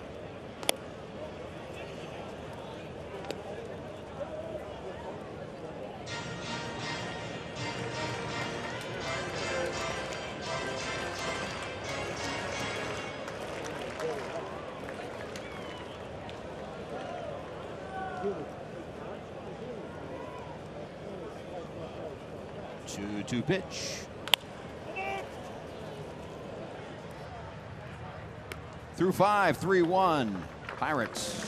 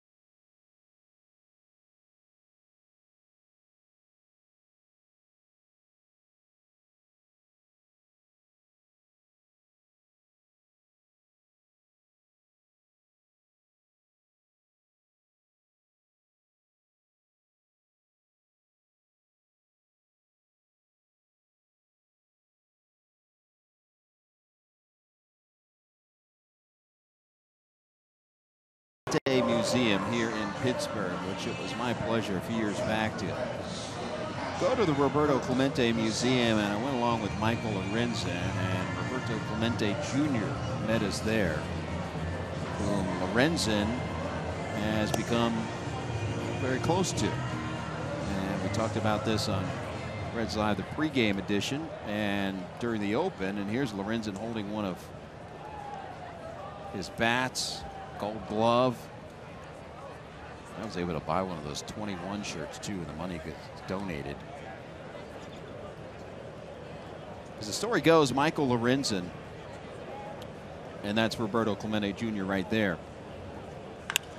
Kurt Casale puts a charge into one, but bending foul. Lorenzen, one of his idols was Roberto Clemente, and went on a humanitarian mission to Puerto Rico and was able to meet the Clemente family and participated in a free camp with them and got to know them so well that he actually went to Roberto Clemente's house and had dinner with the family. Wow. And Mrs. Clemente, Vera, they were sitting at the dinner table, and he told her right then,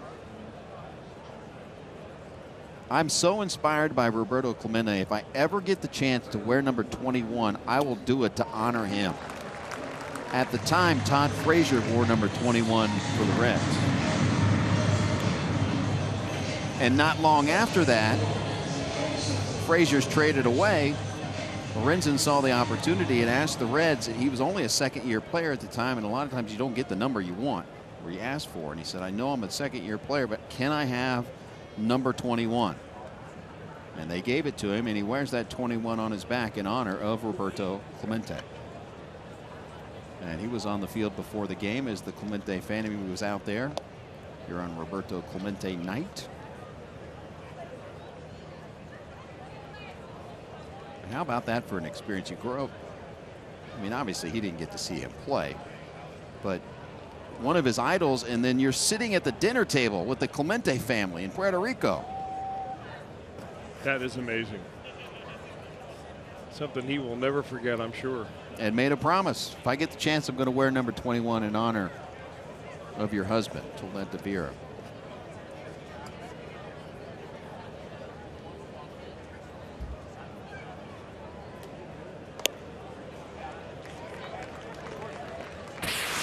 And there's pregame. Hug to Vera. Roberto Clemente Jr. out there. Sons Luis and Ricky. And the legacy will live on. Roberto Jr. was holding 9-month-old Roberto Clemente III on the field tonight.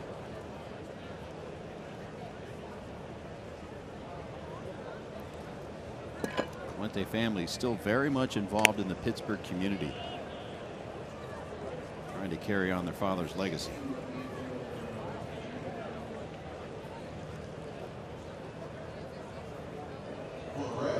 Walking Mason Williams is a new pitcher for the Pirates, Stephen Brault. He's a left-hander, 26-year-old. We've seen him several times, Brault. He's been up with the Pirates on and off for the last couple of seasons. This year he's up for good, 35 games. Has thrown the ball extremely well since being recalled back on August the 20th.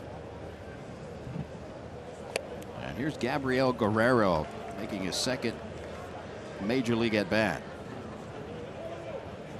And that'll spell the end of the night for Homer Bailey. Gabby, as they call him, Gabby Guerrero, the nephew of Vladimir.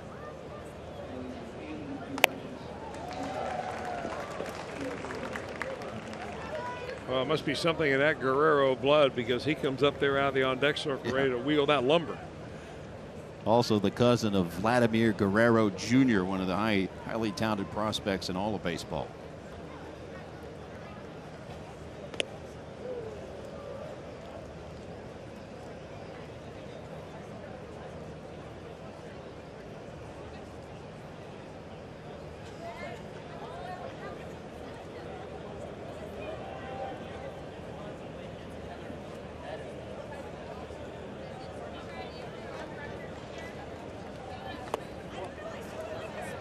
0-2 to 2-2. Guerrero had a good year in the minor leagues this year. Batted .293. 19 home runs, 81 driven in. 30 walks, 123 strikeouts.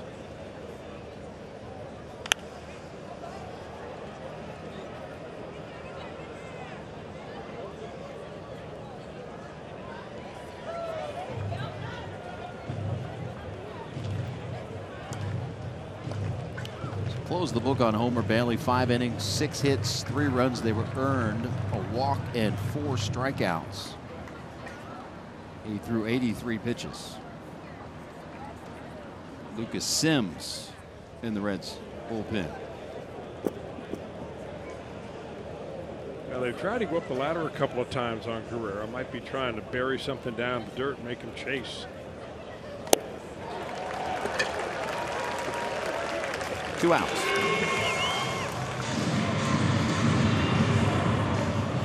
Brault's got a pretty nice arm. 95, nice little quick arm action.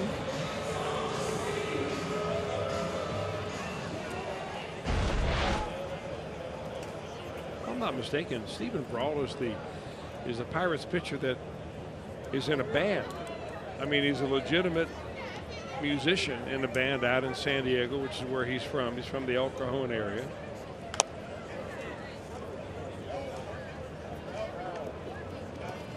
And I believe he is the vocalist.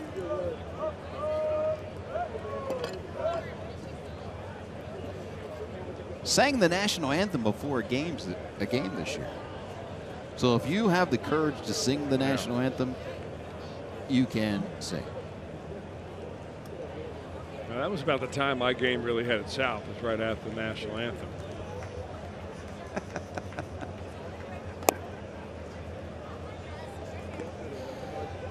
So I never sang it. Maybe you should have tried. You're right. We still have some slots available in the GABB if you like to volunteer. There goes the runner from first. Throw down to second, and they got it. Oh my goodness. What a throw From by his Francisco Cervelli. And he will strut off the field.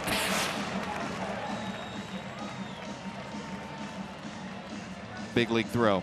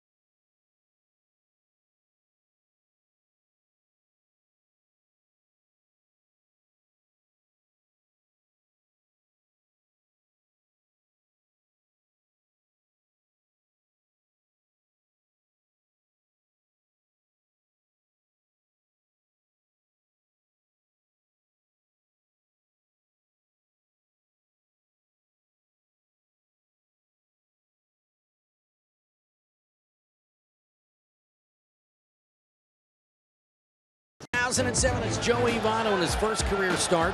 Hits a home run in the bottom of the second inning against the Mets and John Maine for his first career hit. He finished the game going 3 for 3 with a walk and 2 runs scored. He had a pitch appearance the day before, and he struck out in that one. But a great first hit, a home run for Joey Votto.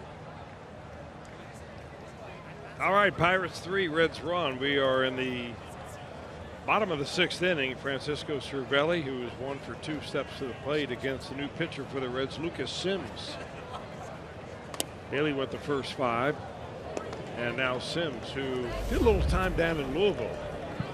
Those are the numbers combined that he had this year in the big leagues with Atlanta and Cincinnati, but his work in Louisville before they brought him up here was very excellent. 5 games started, earned run average in the 3s, but his whip, which is walks and hits divided by innings pitched, kind of an indicator of how much trouble you get in every inning. The lower number, the better. He is 0.88, which is an excellent number for Sims. I imagine this may be one of his last relief appearances, because I know they want to get him a start. Yeah, you would think that they would want to. Jim Riggleman was asked about that again today, and he said he doesn't have any games scheduled at the moment for Sims. But I'm not so sure it's Jim Riggleman's call, to be honest with you. Right now, this Pittsburgh area is just loaded with a lot of Reds front office baseball ops type people. And they're probably gathering around talking about all the different possibilities, as you normally do throughout the entire season, but even more so in September when you're trying to get certain players looks. And they want to make sure that they can visually see the player play. So I imagine that's one reason why they're here to see Sims in person. Well, a lot of that, as we found out many times, is manager speak. Why wouldn't they want to get him a start or 2? Well, it's a winnable ball game right here. You're only down by 2. You walk the leadoff hitter, not the way to get it going. He looked good his last time out, Sims did. Yep. An interesting conversation with him before the game today. And I know you've talked to him. Confident young man. And if you're analyzing the trade with the Braves for Adam Duvall, no doubt this guy was the center of it.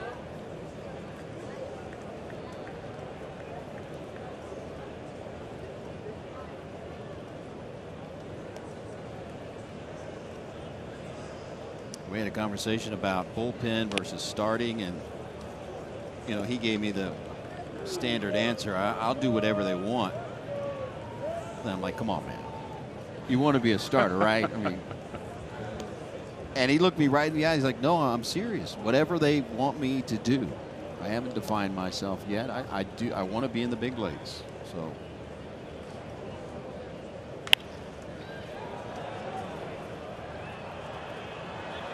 Nice play by Peraza. Over the shoulder catch. The first out of the inning.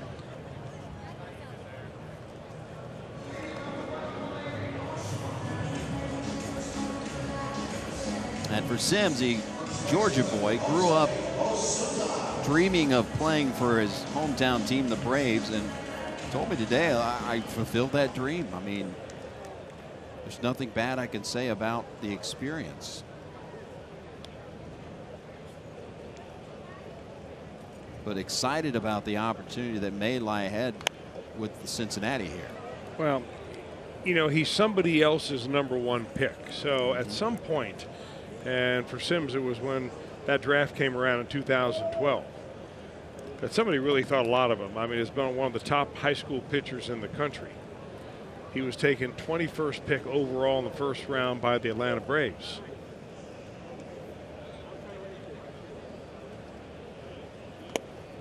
That was a pick that was the year 2012. Carlos Correa, Byron Buxton, Addison Russell was in that. Michael Wacha taking a couple of picks before Sims. Reds that year they had 2 first-round picks. They took Nick Travioso the first time they had a chance to pick, and then they got Jesse Winker.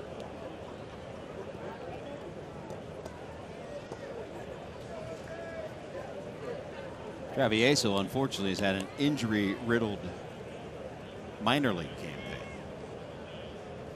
Yeah, that's a shame. He looked good in spring training when he was healthy, and then just went on the list and has really been a non-factor anywhere this year. Let's hope he's able to come back and overcome that.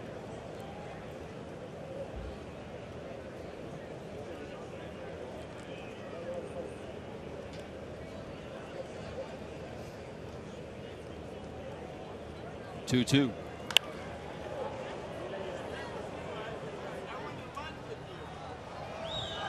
2 outs. Boy, not a big crowd here, and those that are here are being very quiet. I mean, there are times at this ballpark when they're not playing the loud music over the PA, and you don't hear the PA announcer introducing a batter. There are times in the middle of a play, it's like watching a game in a movie theater. Right after they put the quiet please sign up on the screen. Please turn off your cell phones and respect the other patrons. They had 8,500 here last night. So there are a lot of teams, I think, around baseball that have fallen out of contention. That once school begins, high school football begins, people begin to find other ways to spend their time. But we thank you at home for watching us here on Fox Sports Ohio. We are bringing them to you, every single one of them, from here on out. Indeed.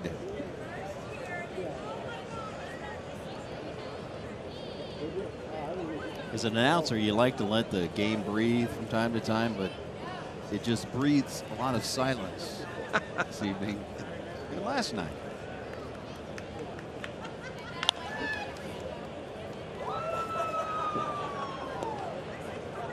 Is it a sign of getting older that sometimes I enjoy silence?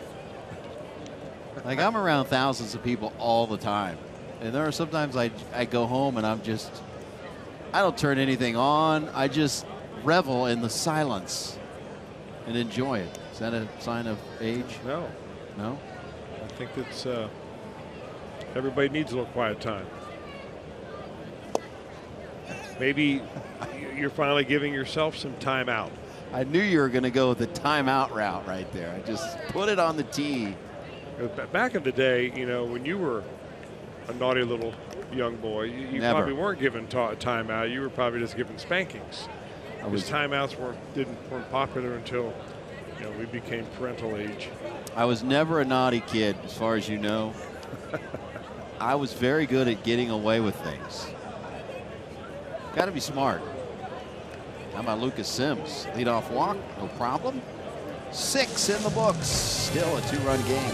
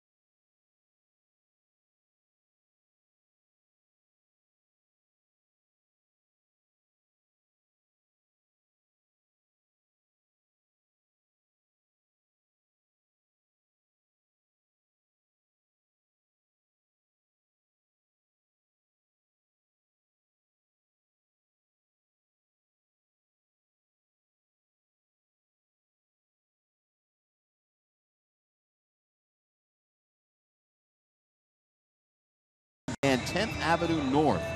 Don't miss their live performance from the field after the Reds take on the Padres. Tickets are available. You can see it as low as $12. Visit reds.com today. 4:10 game on Saturday for that. 7th inning. Still a very winnable game for the Reds, 3-1.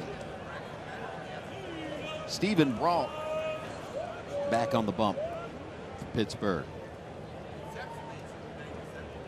And he'll get the top of the order, and Billy Hamilton. Hamilton was at the plate when Mason Williams was caught stealing to end the 6th. So he's back up there, followed by Peraza and Votto.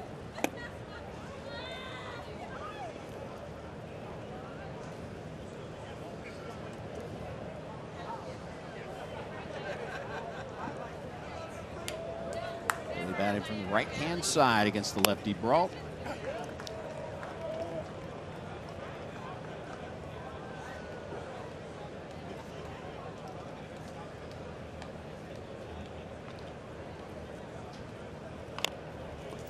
Tapped in front of the plate. Cervelli out for out number 1.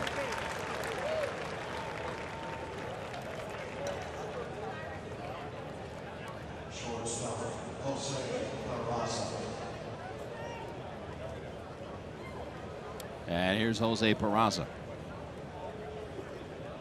The only run in this game for the Reds came back in the 1st. It was a solo home run by Jose.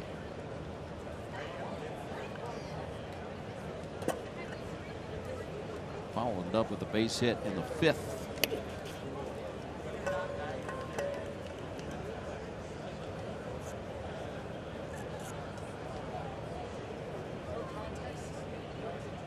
Now you've got me thinking about the silence. That I need to fill in more gaps. It's in my head now. Let it breathe.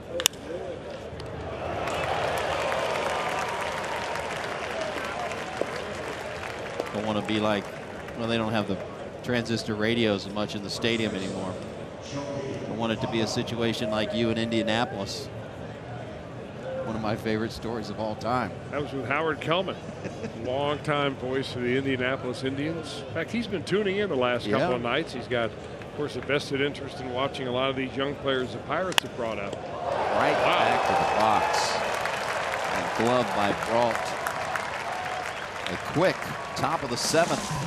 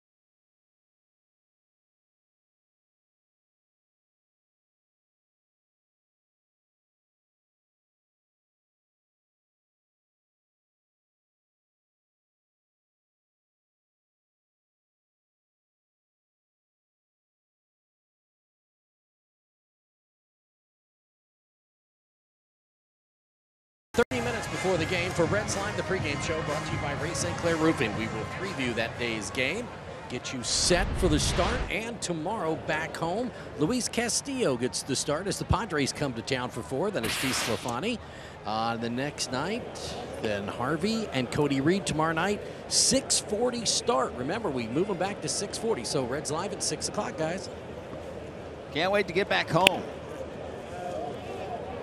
Be nice to go back and tow with a W. Still just a 2-run game. Lucas Sims in for a second inning of work for the Reds. Newman at the plate, and he hits it.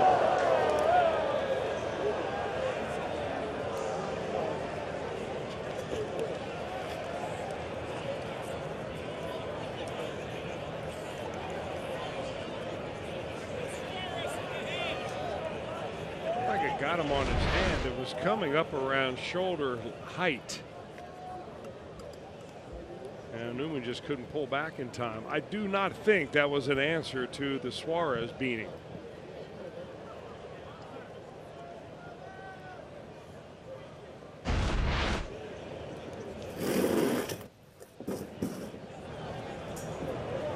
That's the old-fashioned X-ray machine right there. Absolutely. Squeeze my hand. Get on down there to first base.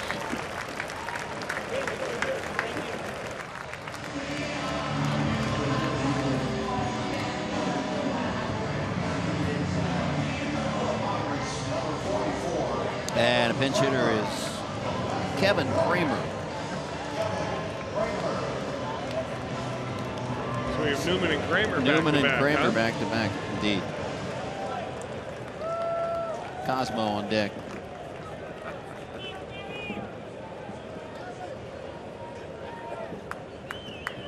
But I don't want to be a Pirate. These two are.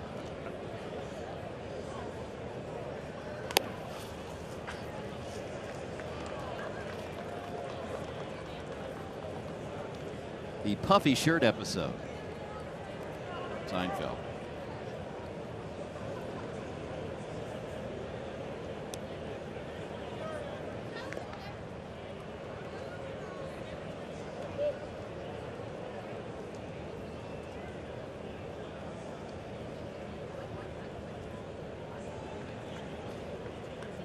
So for Kevin Kramer, it's his major league debut, his first big league at bat. And a mile high in the air.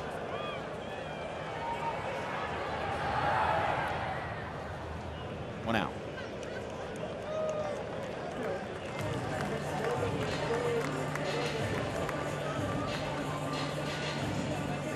Got to tell this Indianapolis story. It's one of my favorites. We teased it. We must follow through. When it was a silent game, you were pitching in Indianapolis. Well, it was an April game, and a lot of times in the minor leagues, when it's really, really cold in April, a lot of fans don't come out. School's still in session, and so on. And I was in a particularly tough jam. I think I had the bases loaded, and it was so cold, and there were so few people there that night, that the gamer that he is, Howard Kellman, always had the windows in the booth open. Schebler will run out of room. And he has a big voice, really. We used to call him the voice. And he would call the game, and you could hear his voice coming through the window of the press box. He didn't need a radio to hear the play-by-play, and I could hear him clear as day standing on the pitcher's mound. Because you know when it gets really cold, clear night, that your voices really carry. Right. And he was doing play-by-play, and I'm got bases loaded. I'm going to my stretch, and I hear this in my ear, and it's very distracting. And he said something to the effect, you know, here's a payoff pitch, you know, Welsh is through the stretch. And I finally stepped off the mound. I looked up and said, Howard, what's going to happen here? I mean, this is just too suspenseful. And I was just trying to break the, you know, the tenseness for me. And we got a laugh out of that. And as it turned out, the Indianapolis Indians that year, managed by Buck.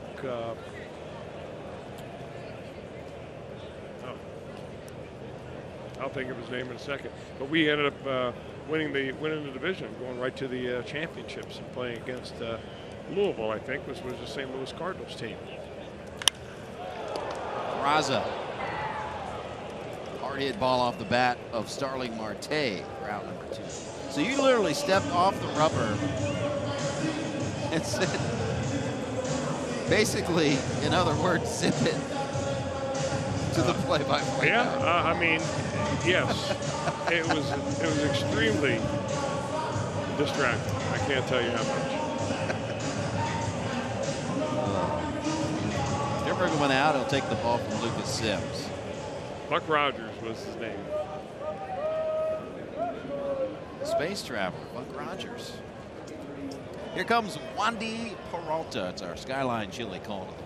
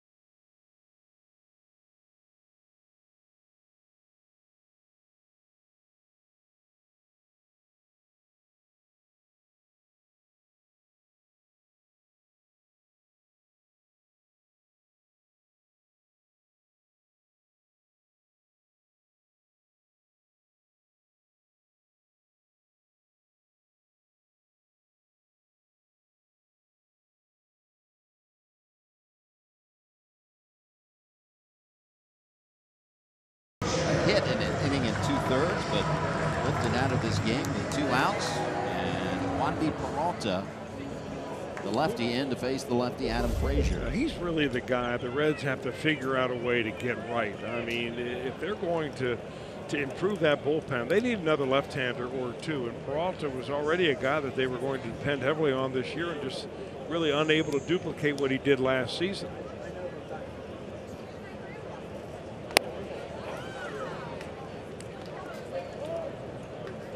Sometimes it's easier to fix what you have than it is to go out and try to find somebody new who you may have to fix.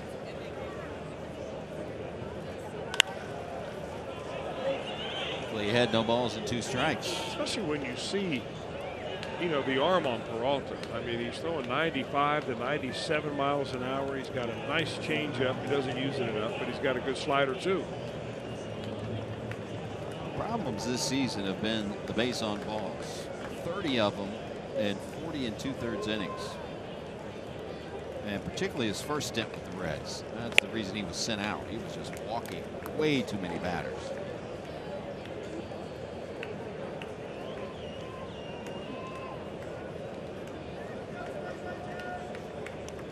And it was a problem for him before he had that really good season last year. Diving stop by Votto to the bag himself. And the Reds strand one in the 7th. Still in this one. It's 3-1 heading to the 8th.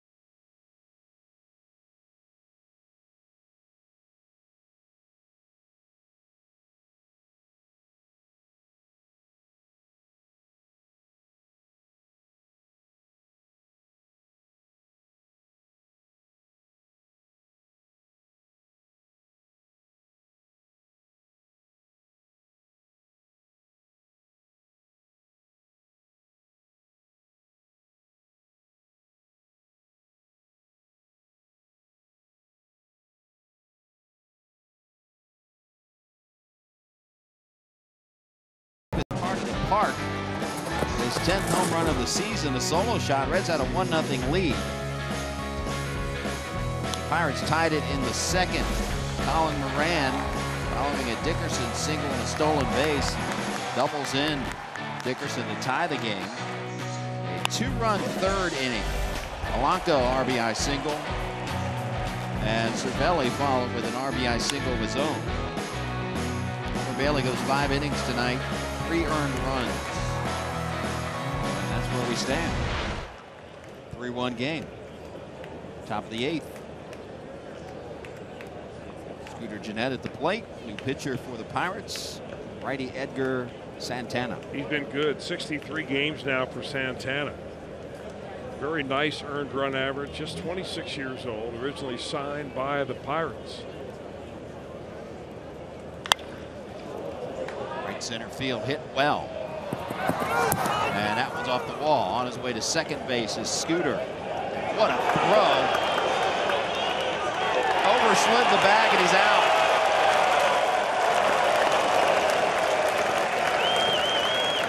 I wonder if Scooter's trying to make the argument that he was pushed off the bag by the glove of the fielder there. Jim Riggleman's going to come out and talk to Scooter about it. Meanwhile, the guys in the Reds dugout will look at the video and see if it's worth a replay, we're going to give you the replay right here. I mean, the ball just jumps off his bat, and that is an excellent throw by Starling Marte. Safe, safe, safe. Out. You know what? I think Riggleman's got an argument right there. That the glove was instrumental in pushing him off the bag. Doesn't look like there's a lot of pressure there, but there's just enough. Yes, there is. I mean, let's make the tag and get it over with here. And I don't think the Reds are going to ask for an official review because technically he's out. You really can't tell how much pressure he's putting on that. That is not the intent of that play.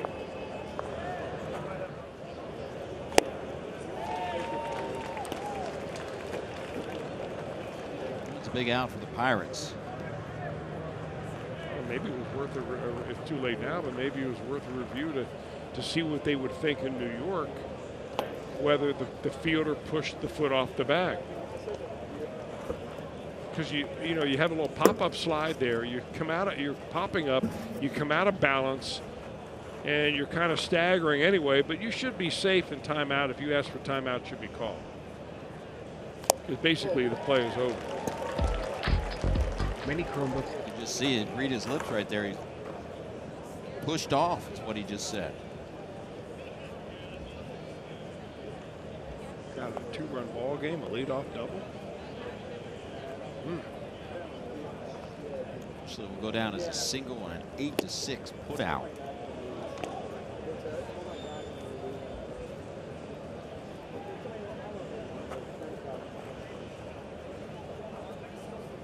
Two balls and 2 strikes to Suarez.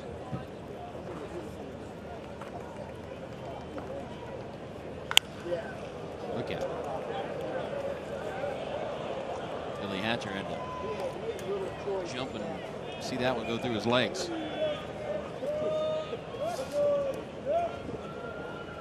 Nice little hop skip.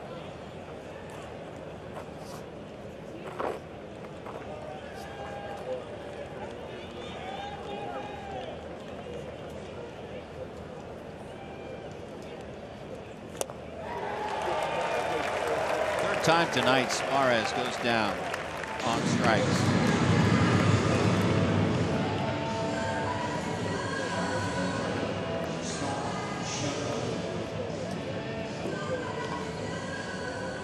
As I mentioned, Santana, a young guy, just his second year in the major leagues, was in 19 games last year. That was a little bit of a learning experience. This year, he's doing the teaching.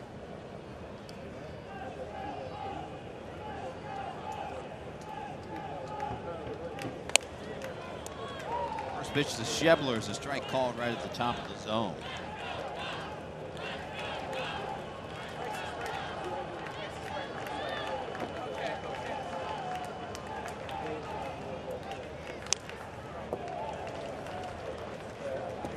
Santana had no balls and 2 strikes.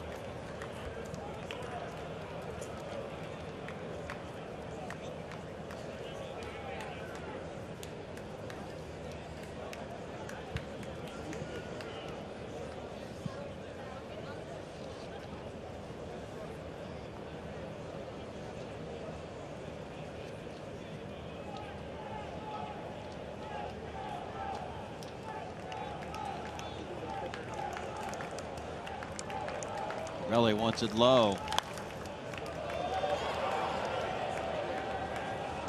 Yeah, we'll do the 0-2 again.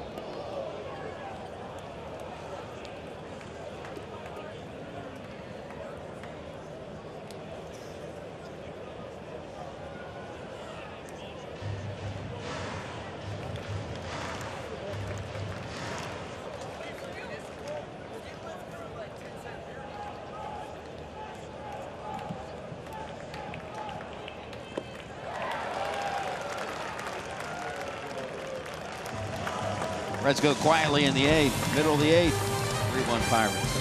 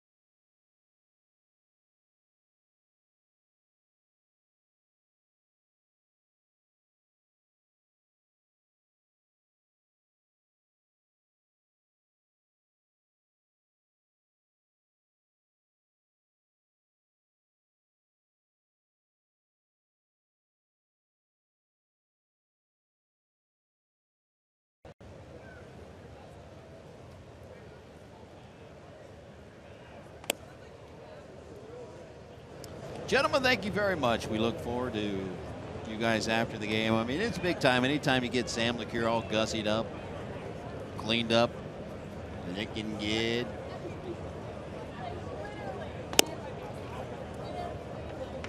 Having to wear the government-issued uniform tonight. We look forward to his insight alongside of Brian Giesenslaw back in the Natty. And I would be remiss if I did not wish a happy birthday to another colleague, and that would be the Cowboy Jeff Brantley. Happy birthday, Cowboy.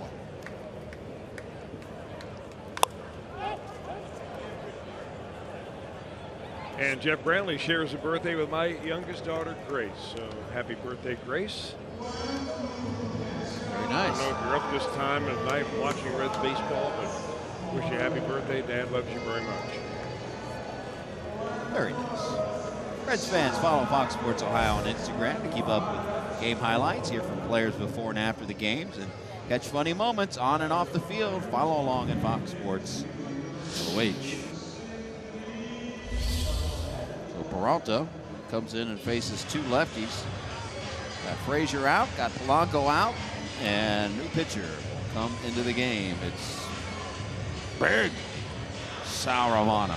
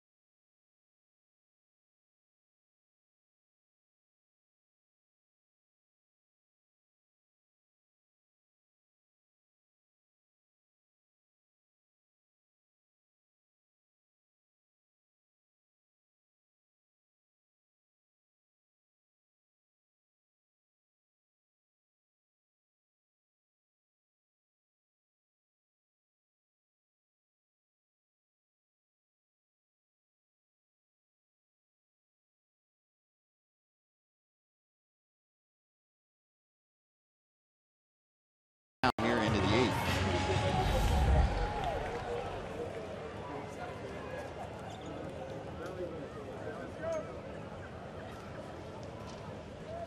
His 31st appearance of the season. And Francisco Cervelli. The right-hand batter's box. Righty v. righty.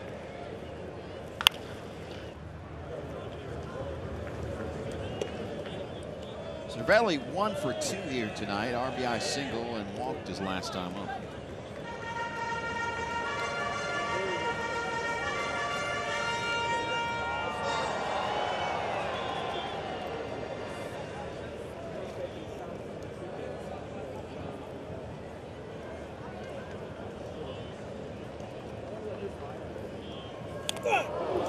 Another hit by pitch. These two teams have a history, and I don't know any of these have been intentional tonight, but there is a history there. Well, there's a history tonight. Yeah. I mean, you're talking about going back years back, you know, when the Reds would plunk Andrew McCutcheon on a semi-regular basis. That ball got Francisco Cervelli. It looked like on the pad, but maybe not enough pad. Romano throws hard, that ball boring right in on him.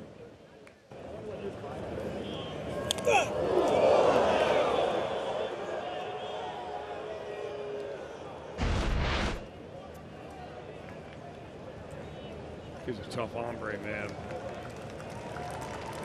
They got him right there on the forearm where you can see it kind of swelling up already. Right there is where, yeah, he's showing it. Might even be some seams there. So it did not get pad at all.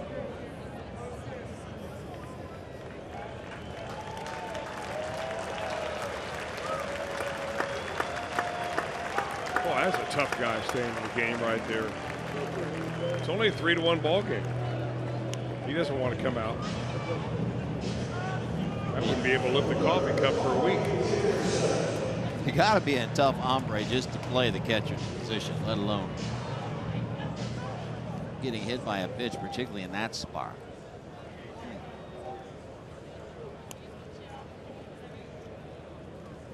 Third hit batter of the game. Reds have hit 2 batters. And the Pirates 1.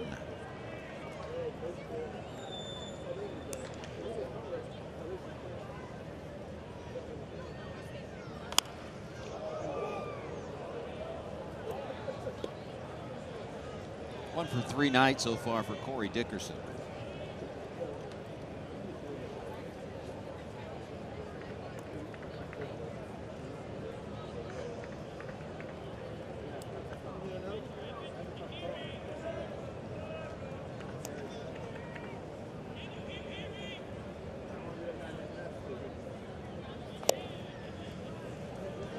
One ball and a strike.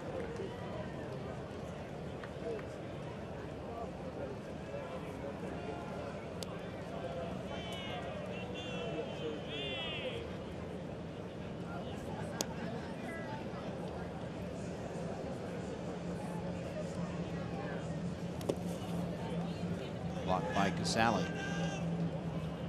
Dickerson was an all-star last year for the Tampa Bay Rays. They traded him this February, really just before spring training game started. Daniel Hudson, Tristan Gray. Dickerson comes the other way. He's a free agent at the end of the season. Suarez, Jeanette, Votto.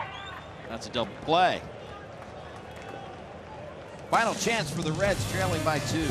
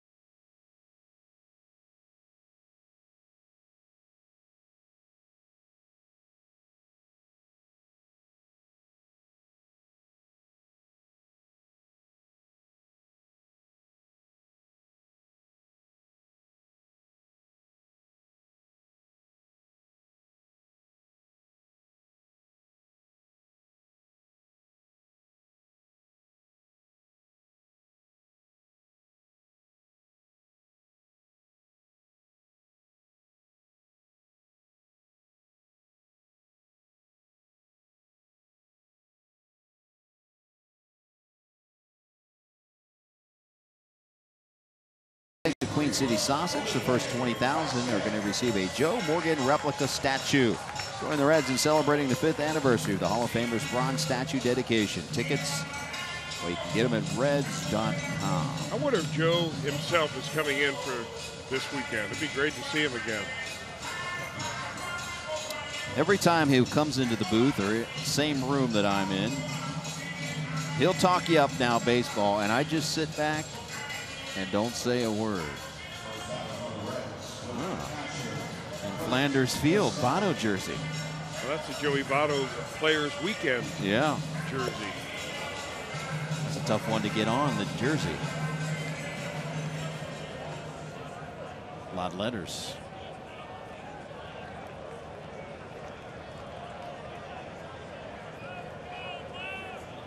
And Votto hoping he gets a chance to hit, but it would take a rally.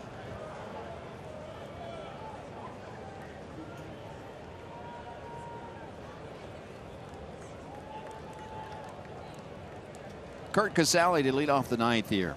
Reds' only run came way back in the 1st, and they will face the fireballing closer of the Pirates, Felipe Vasquez. First pitch swinging, and that's fair ball. Sally is going to have to hold up at first base. Smart decision right there, because he doesn't run well It was good pursuit by the left fielder who just closed the gap in a hurry and threw a one-hopper right on the money. He's ready for the fastball, Casale is. Yeah, he's been pretty impressive at the plate. For a guy that was basically brought in here to be a backup catcher, you know, you don't expect a lot offensively, but he's been able to barrel up a lot of pitches. Casale's taken down. Blake Traha will go into pinch run, and a pinch hitter at the plate is Dilson Herrera.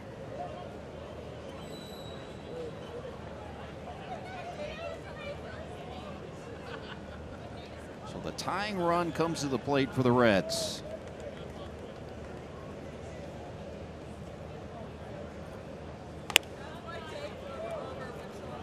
And a ball outside, a pitch at 99.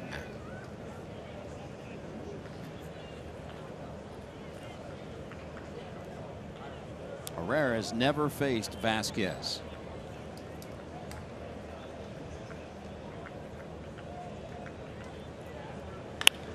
And this one down the left field line, and that'll fall. On his way to third base is Trahan. They're going to wave him around. And he will score easily. It's a one-run game. Dilson Herrera delivers an RBI double here in the ninth.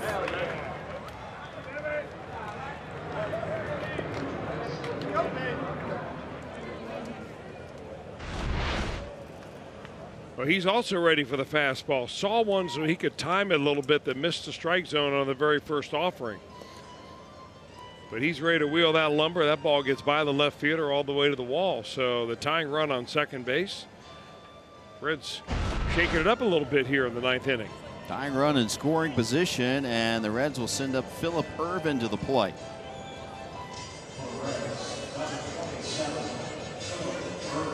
Leadoff single Casale. Pinch runner Traha. Herrera gets him in, and now Ervin. Nobody out.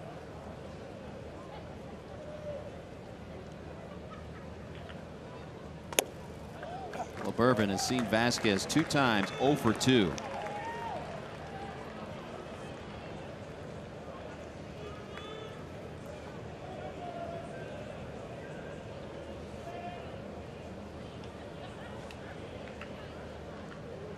A 1 pitch. 100 on the gun. No balls and 2 strikes.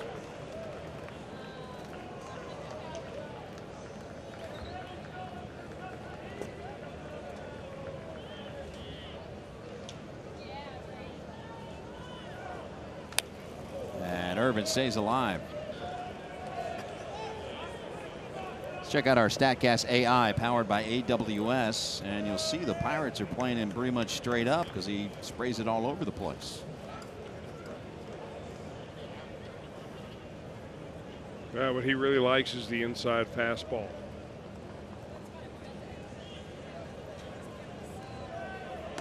Swing and a miss, threw it right by him. Yeah, up and out of the zone, so hard to lay off of, especially when you get into a hole. No balls and 2 strikes. I'm not so sure that he's going to look back on his at bat and really like it very much because he was not aggressive at all early on. And a pitcher like Vasquez he's one of those rare guys that has an ability to add a little bit when he really wants to put you away.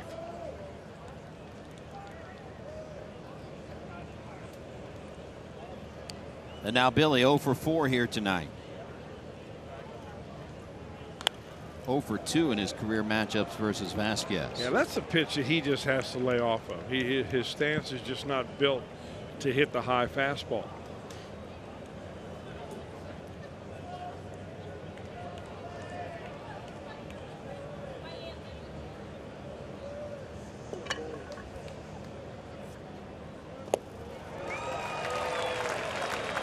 Oh, and 2. Change up at 90.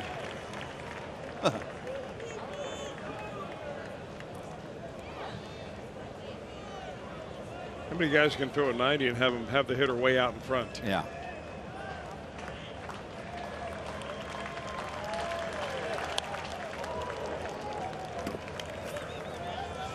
Count holds at 0 and 2.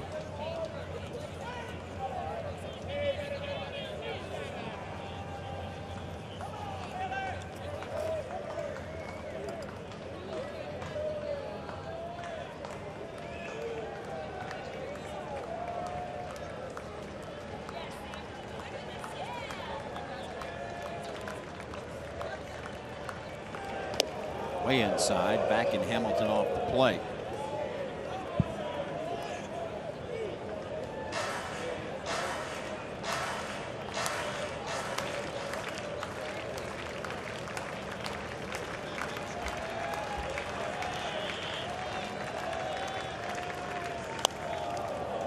He reaches out, stays alive.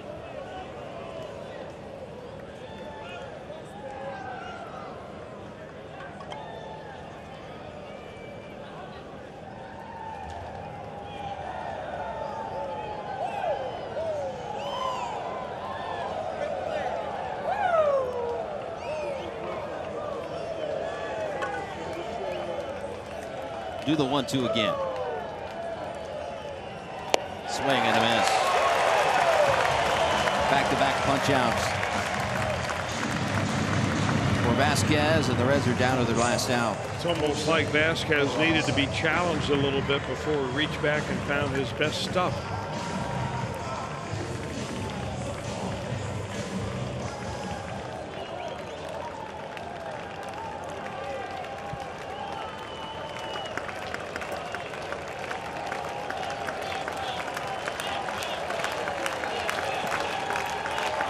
First pitch to Peraza.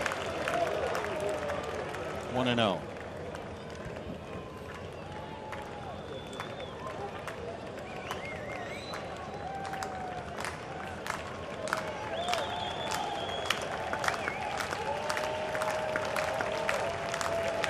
Vasquez directing Colin Moran to play closer to the line.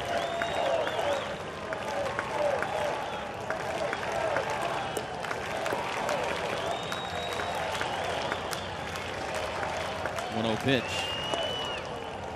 2-0.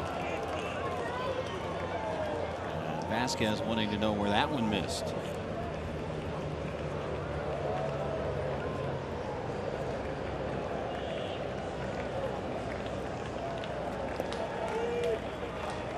Tying run at second base. 2 outs. It's trying to come off the mat here in the 9th.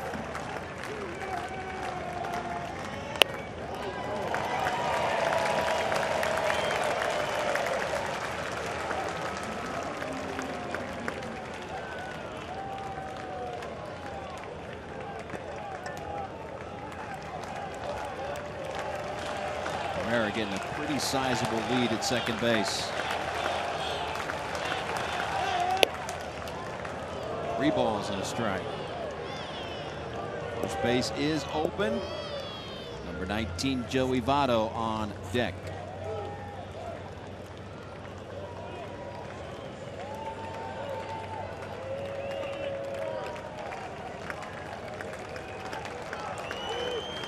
Three-one pitch. And he walked him, and Votto will get a chance. Ooh, good stuff here.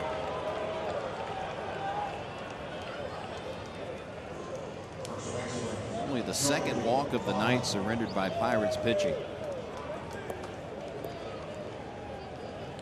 Votto working on a 2-for-4 night.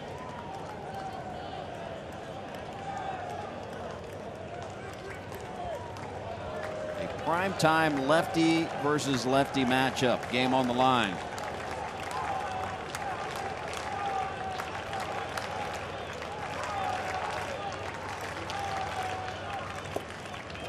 Cervelli does a nice job of keeping that ball in front of him.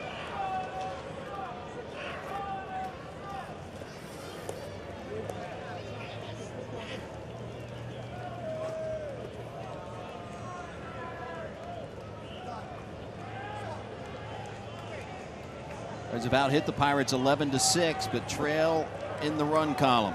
Votto trying to change that.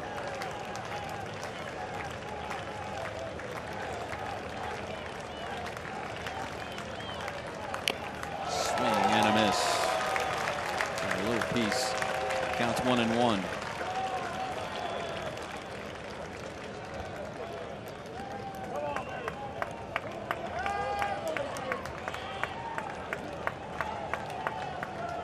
For 6 and 6 strikeouts.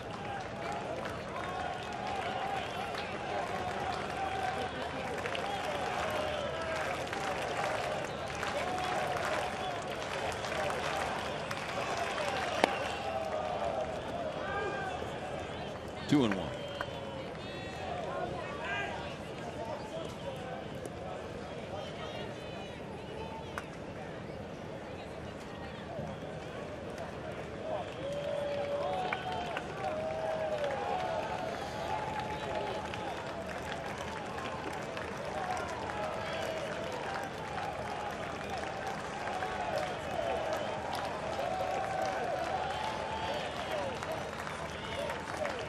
Two-one pitch. 3 balls and a strike. Well, there's no backup plan down there in the Pittsburgh Pirate bullpen. It is Vasquez all the way. Vasquez is not only going to step off the rubber, step off the mound, and nearly walk to second base, trying to gather his thoughts.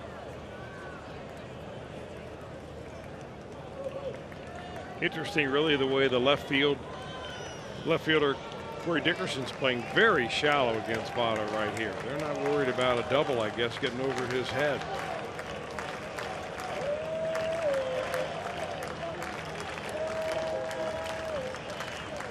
(3-1) and he walked him.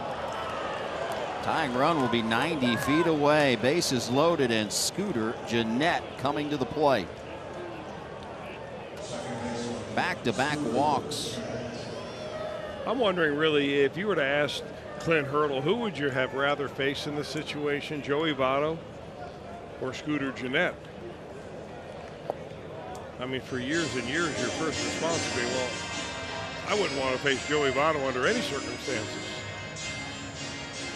I'm not so sure that Scooter Gennett is any easier to get at this point than Votto is. They're going to call down the bullpen, but by the time they get anybody loose up there, it'll be too late. Damage will have been done if Gennett can do it.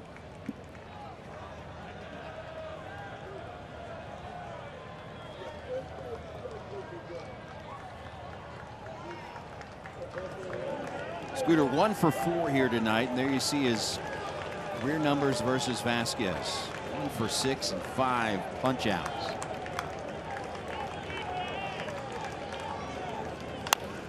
Right back to Vasquez. He's going to come to the plate, and that'll be the old ball game. Reds strand 3 in the 9th and come up a run short. And the Pirates, for the second straight series, 3-game sweep on the Reds. Final score 3-2. And we'll be back with more here in a moment.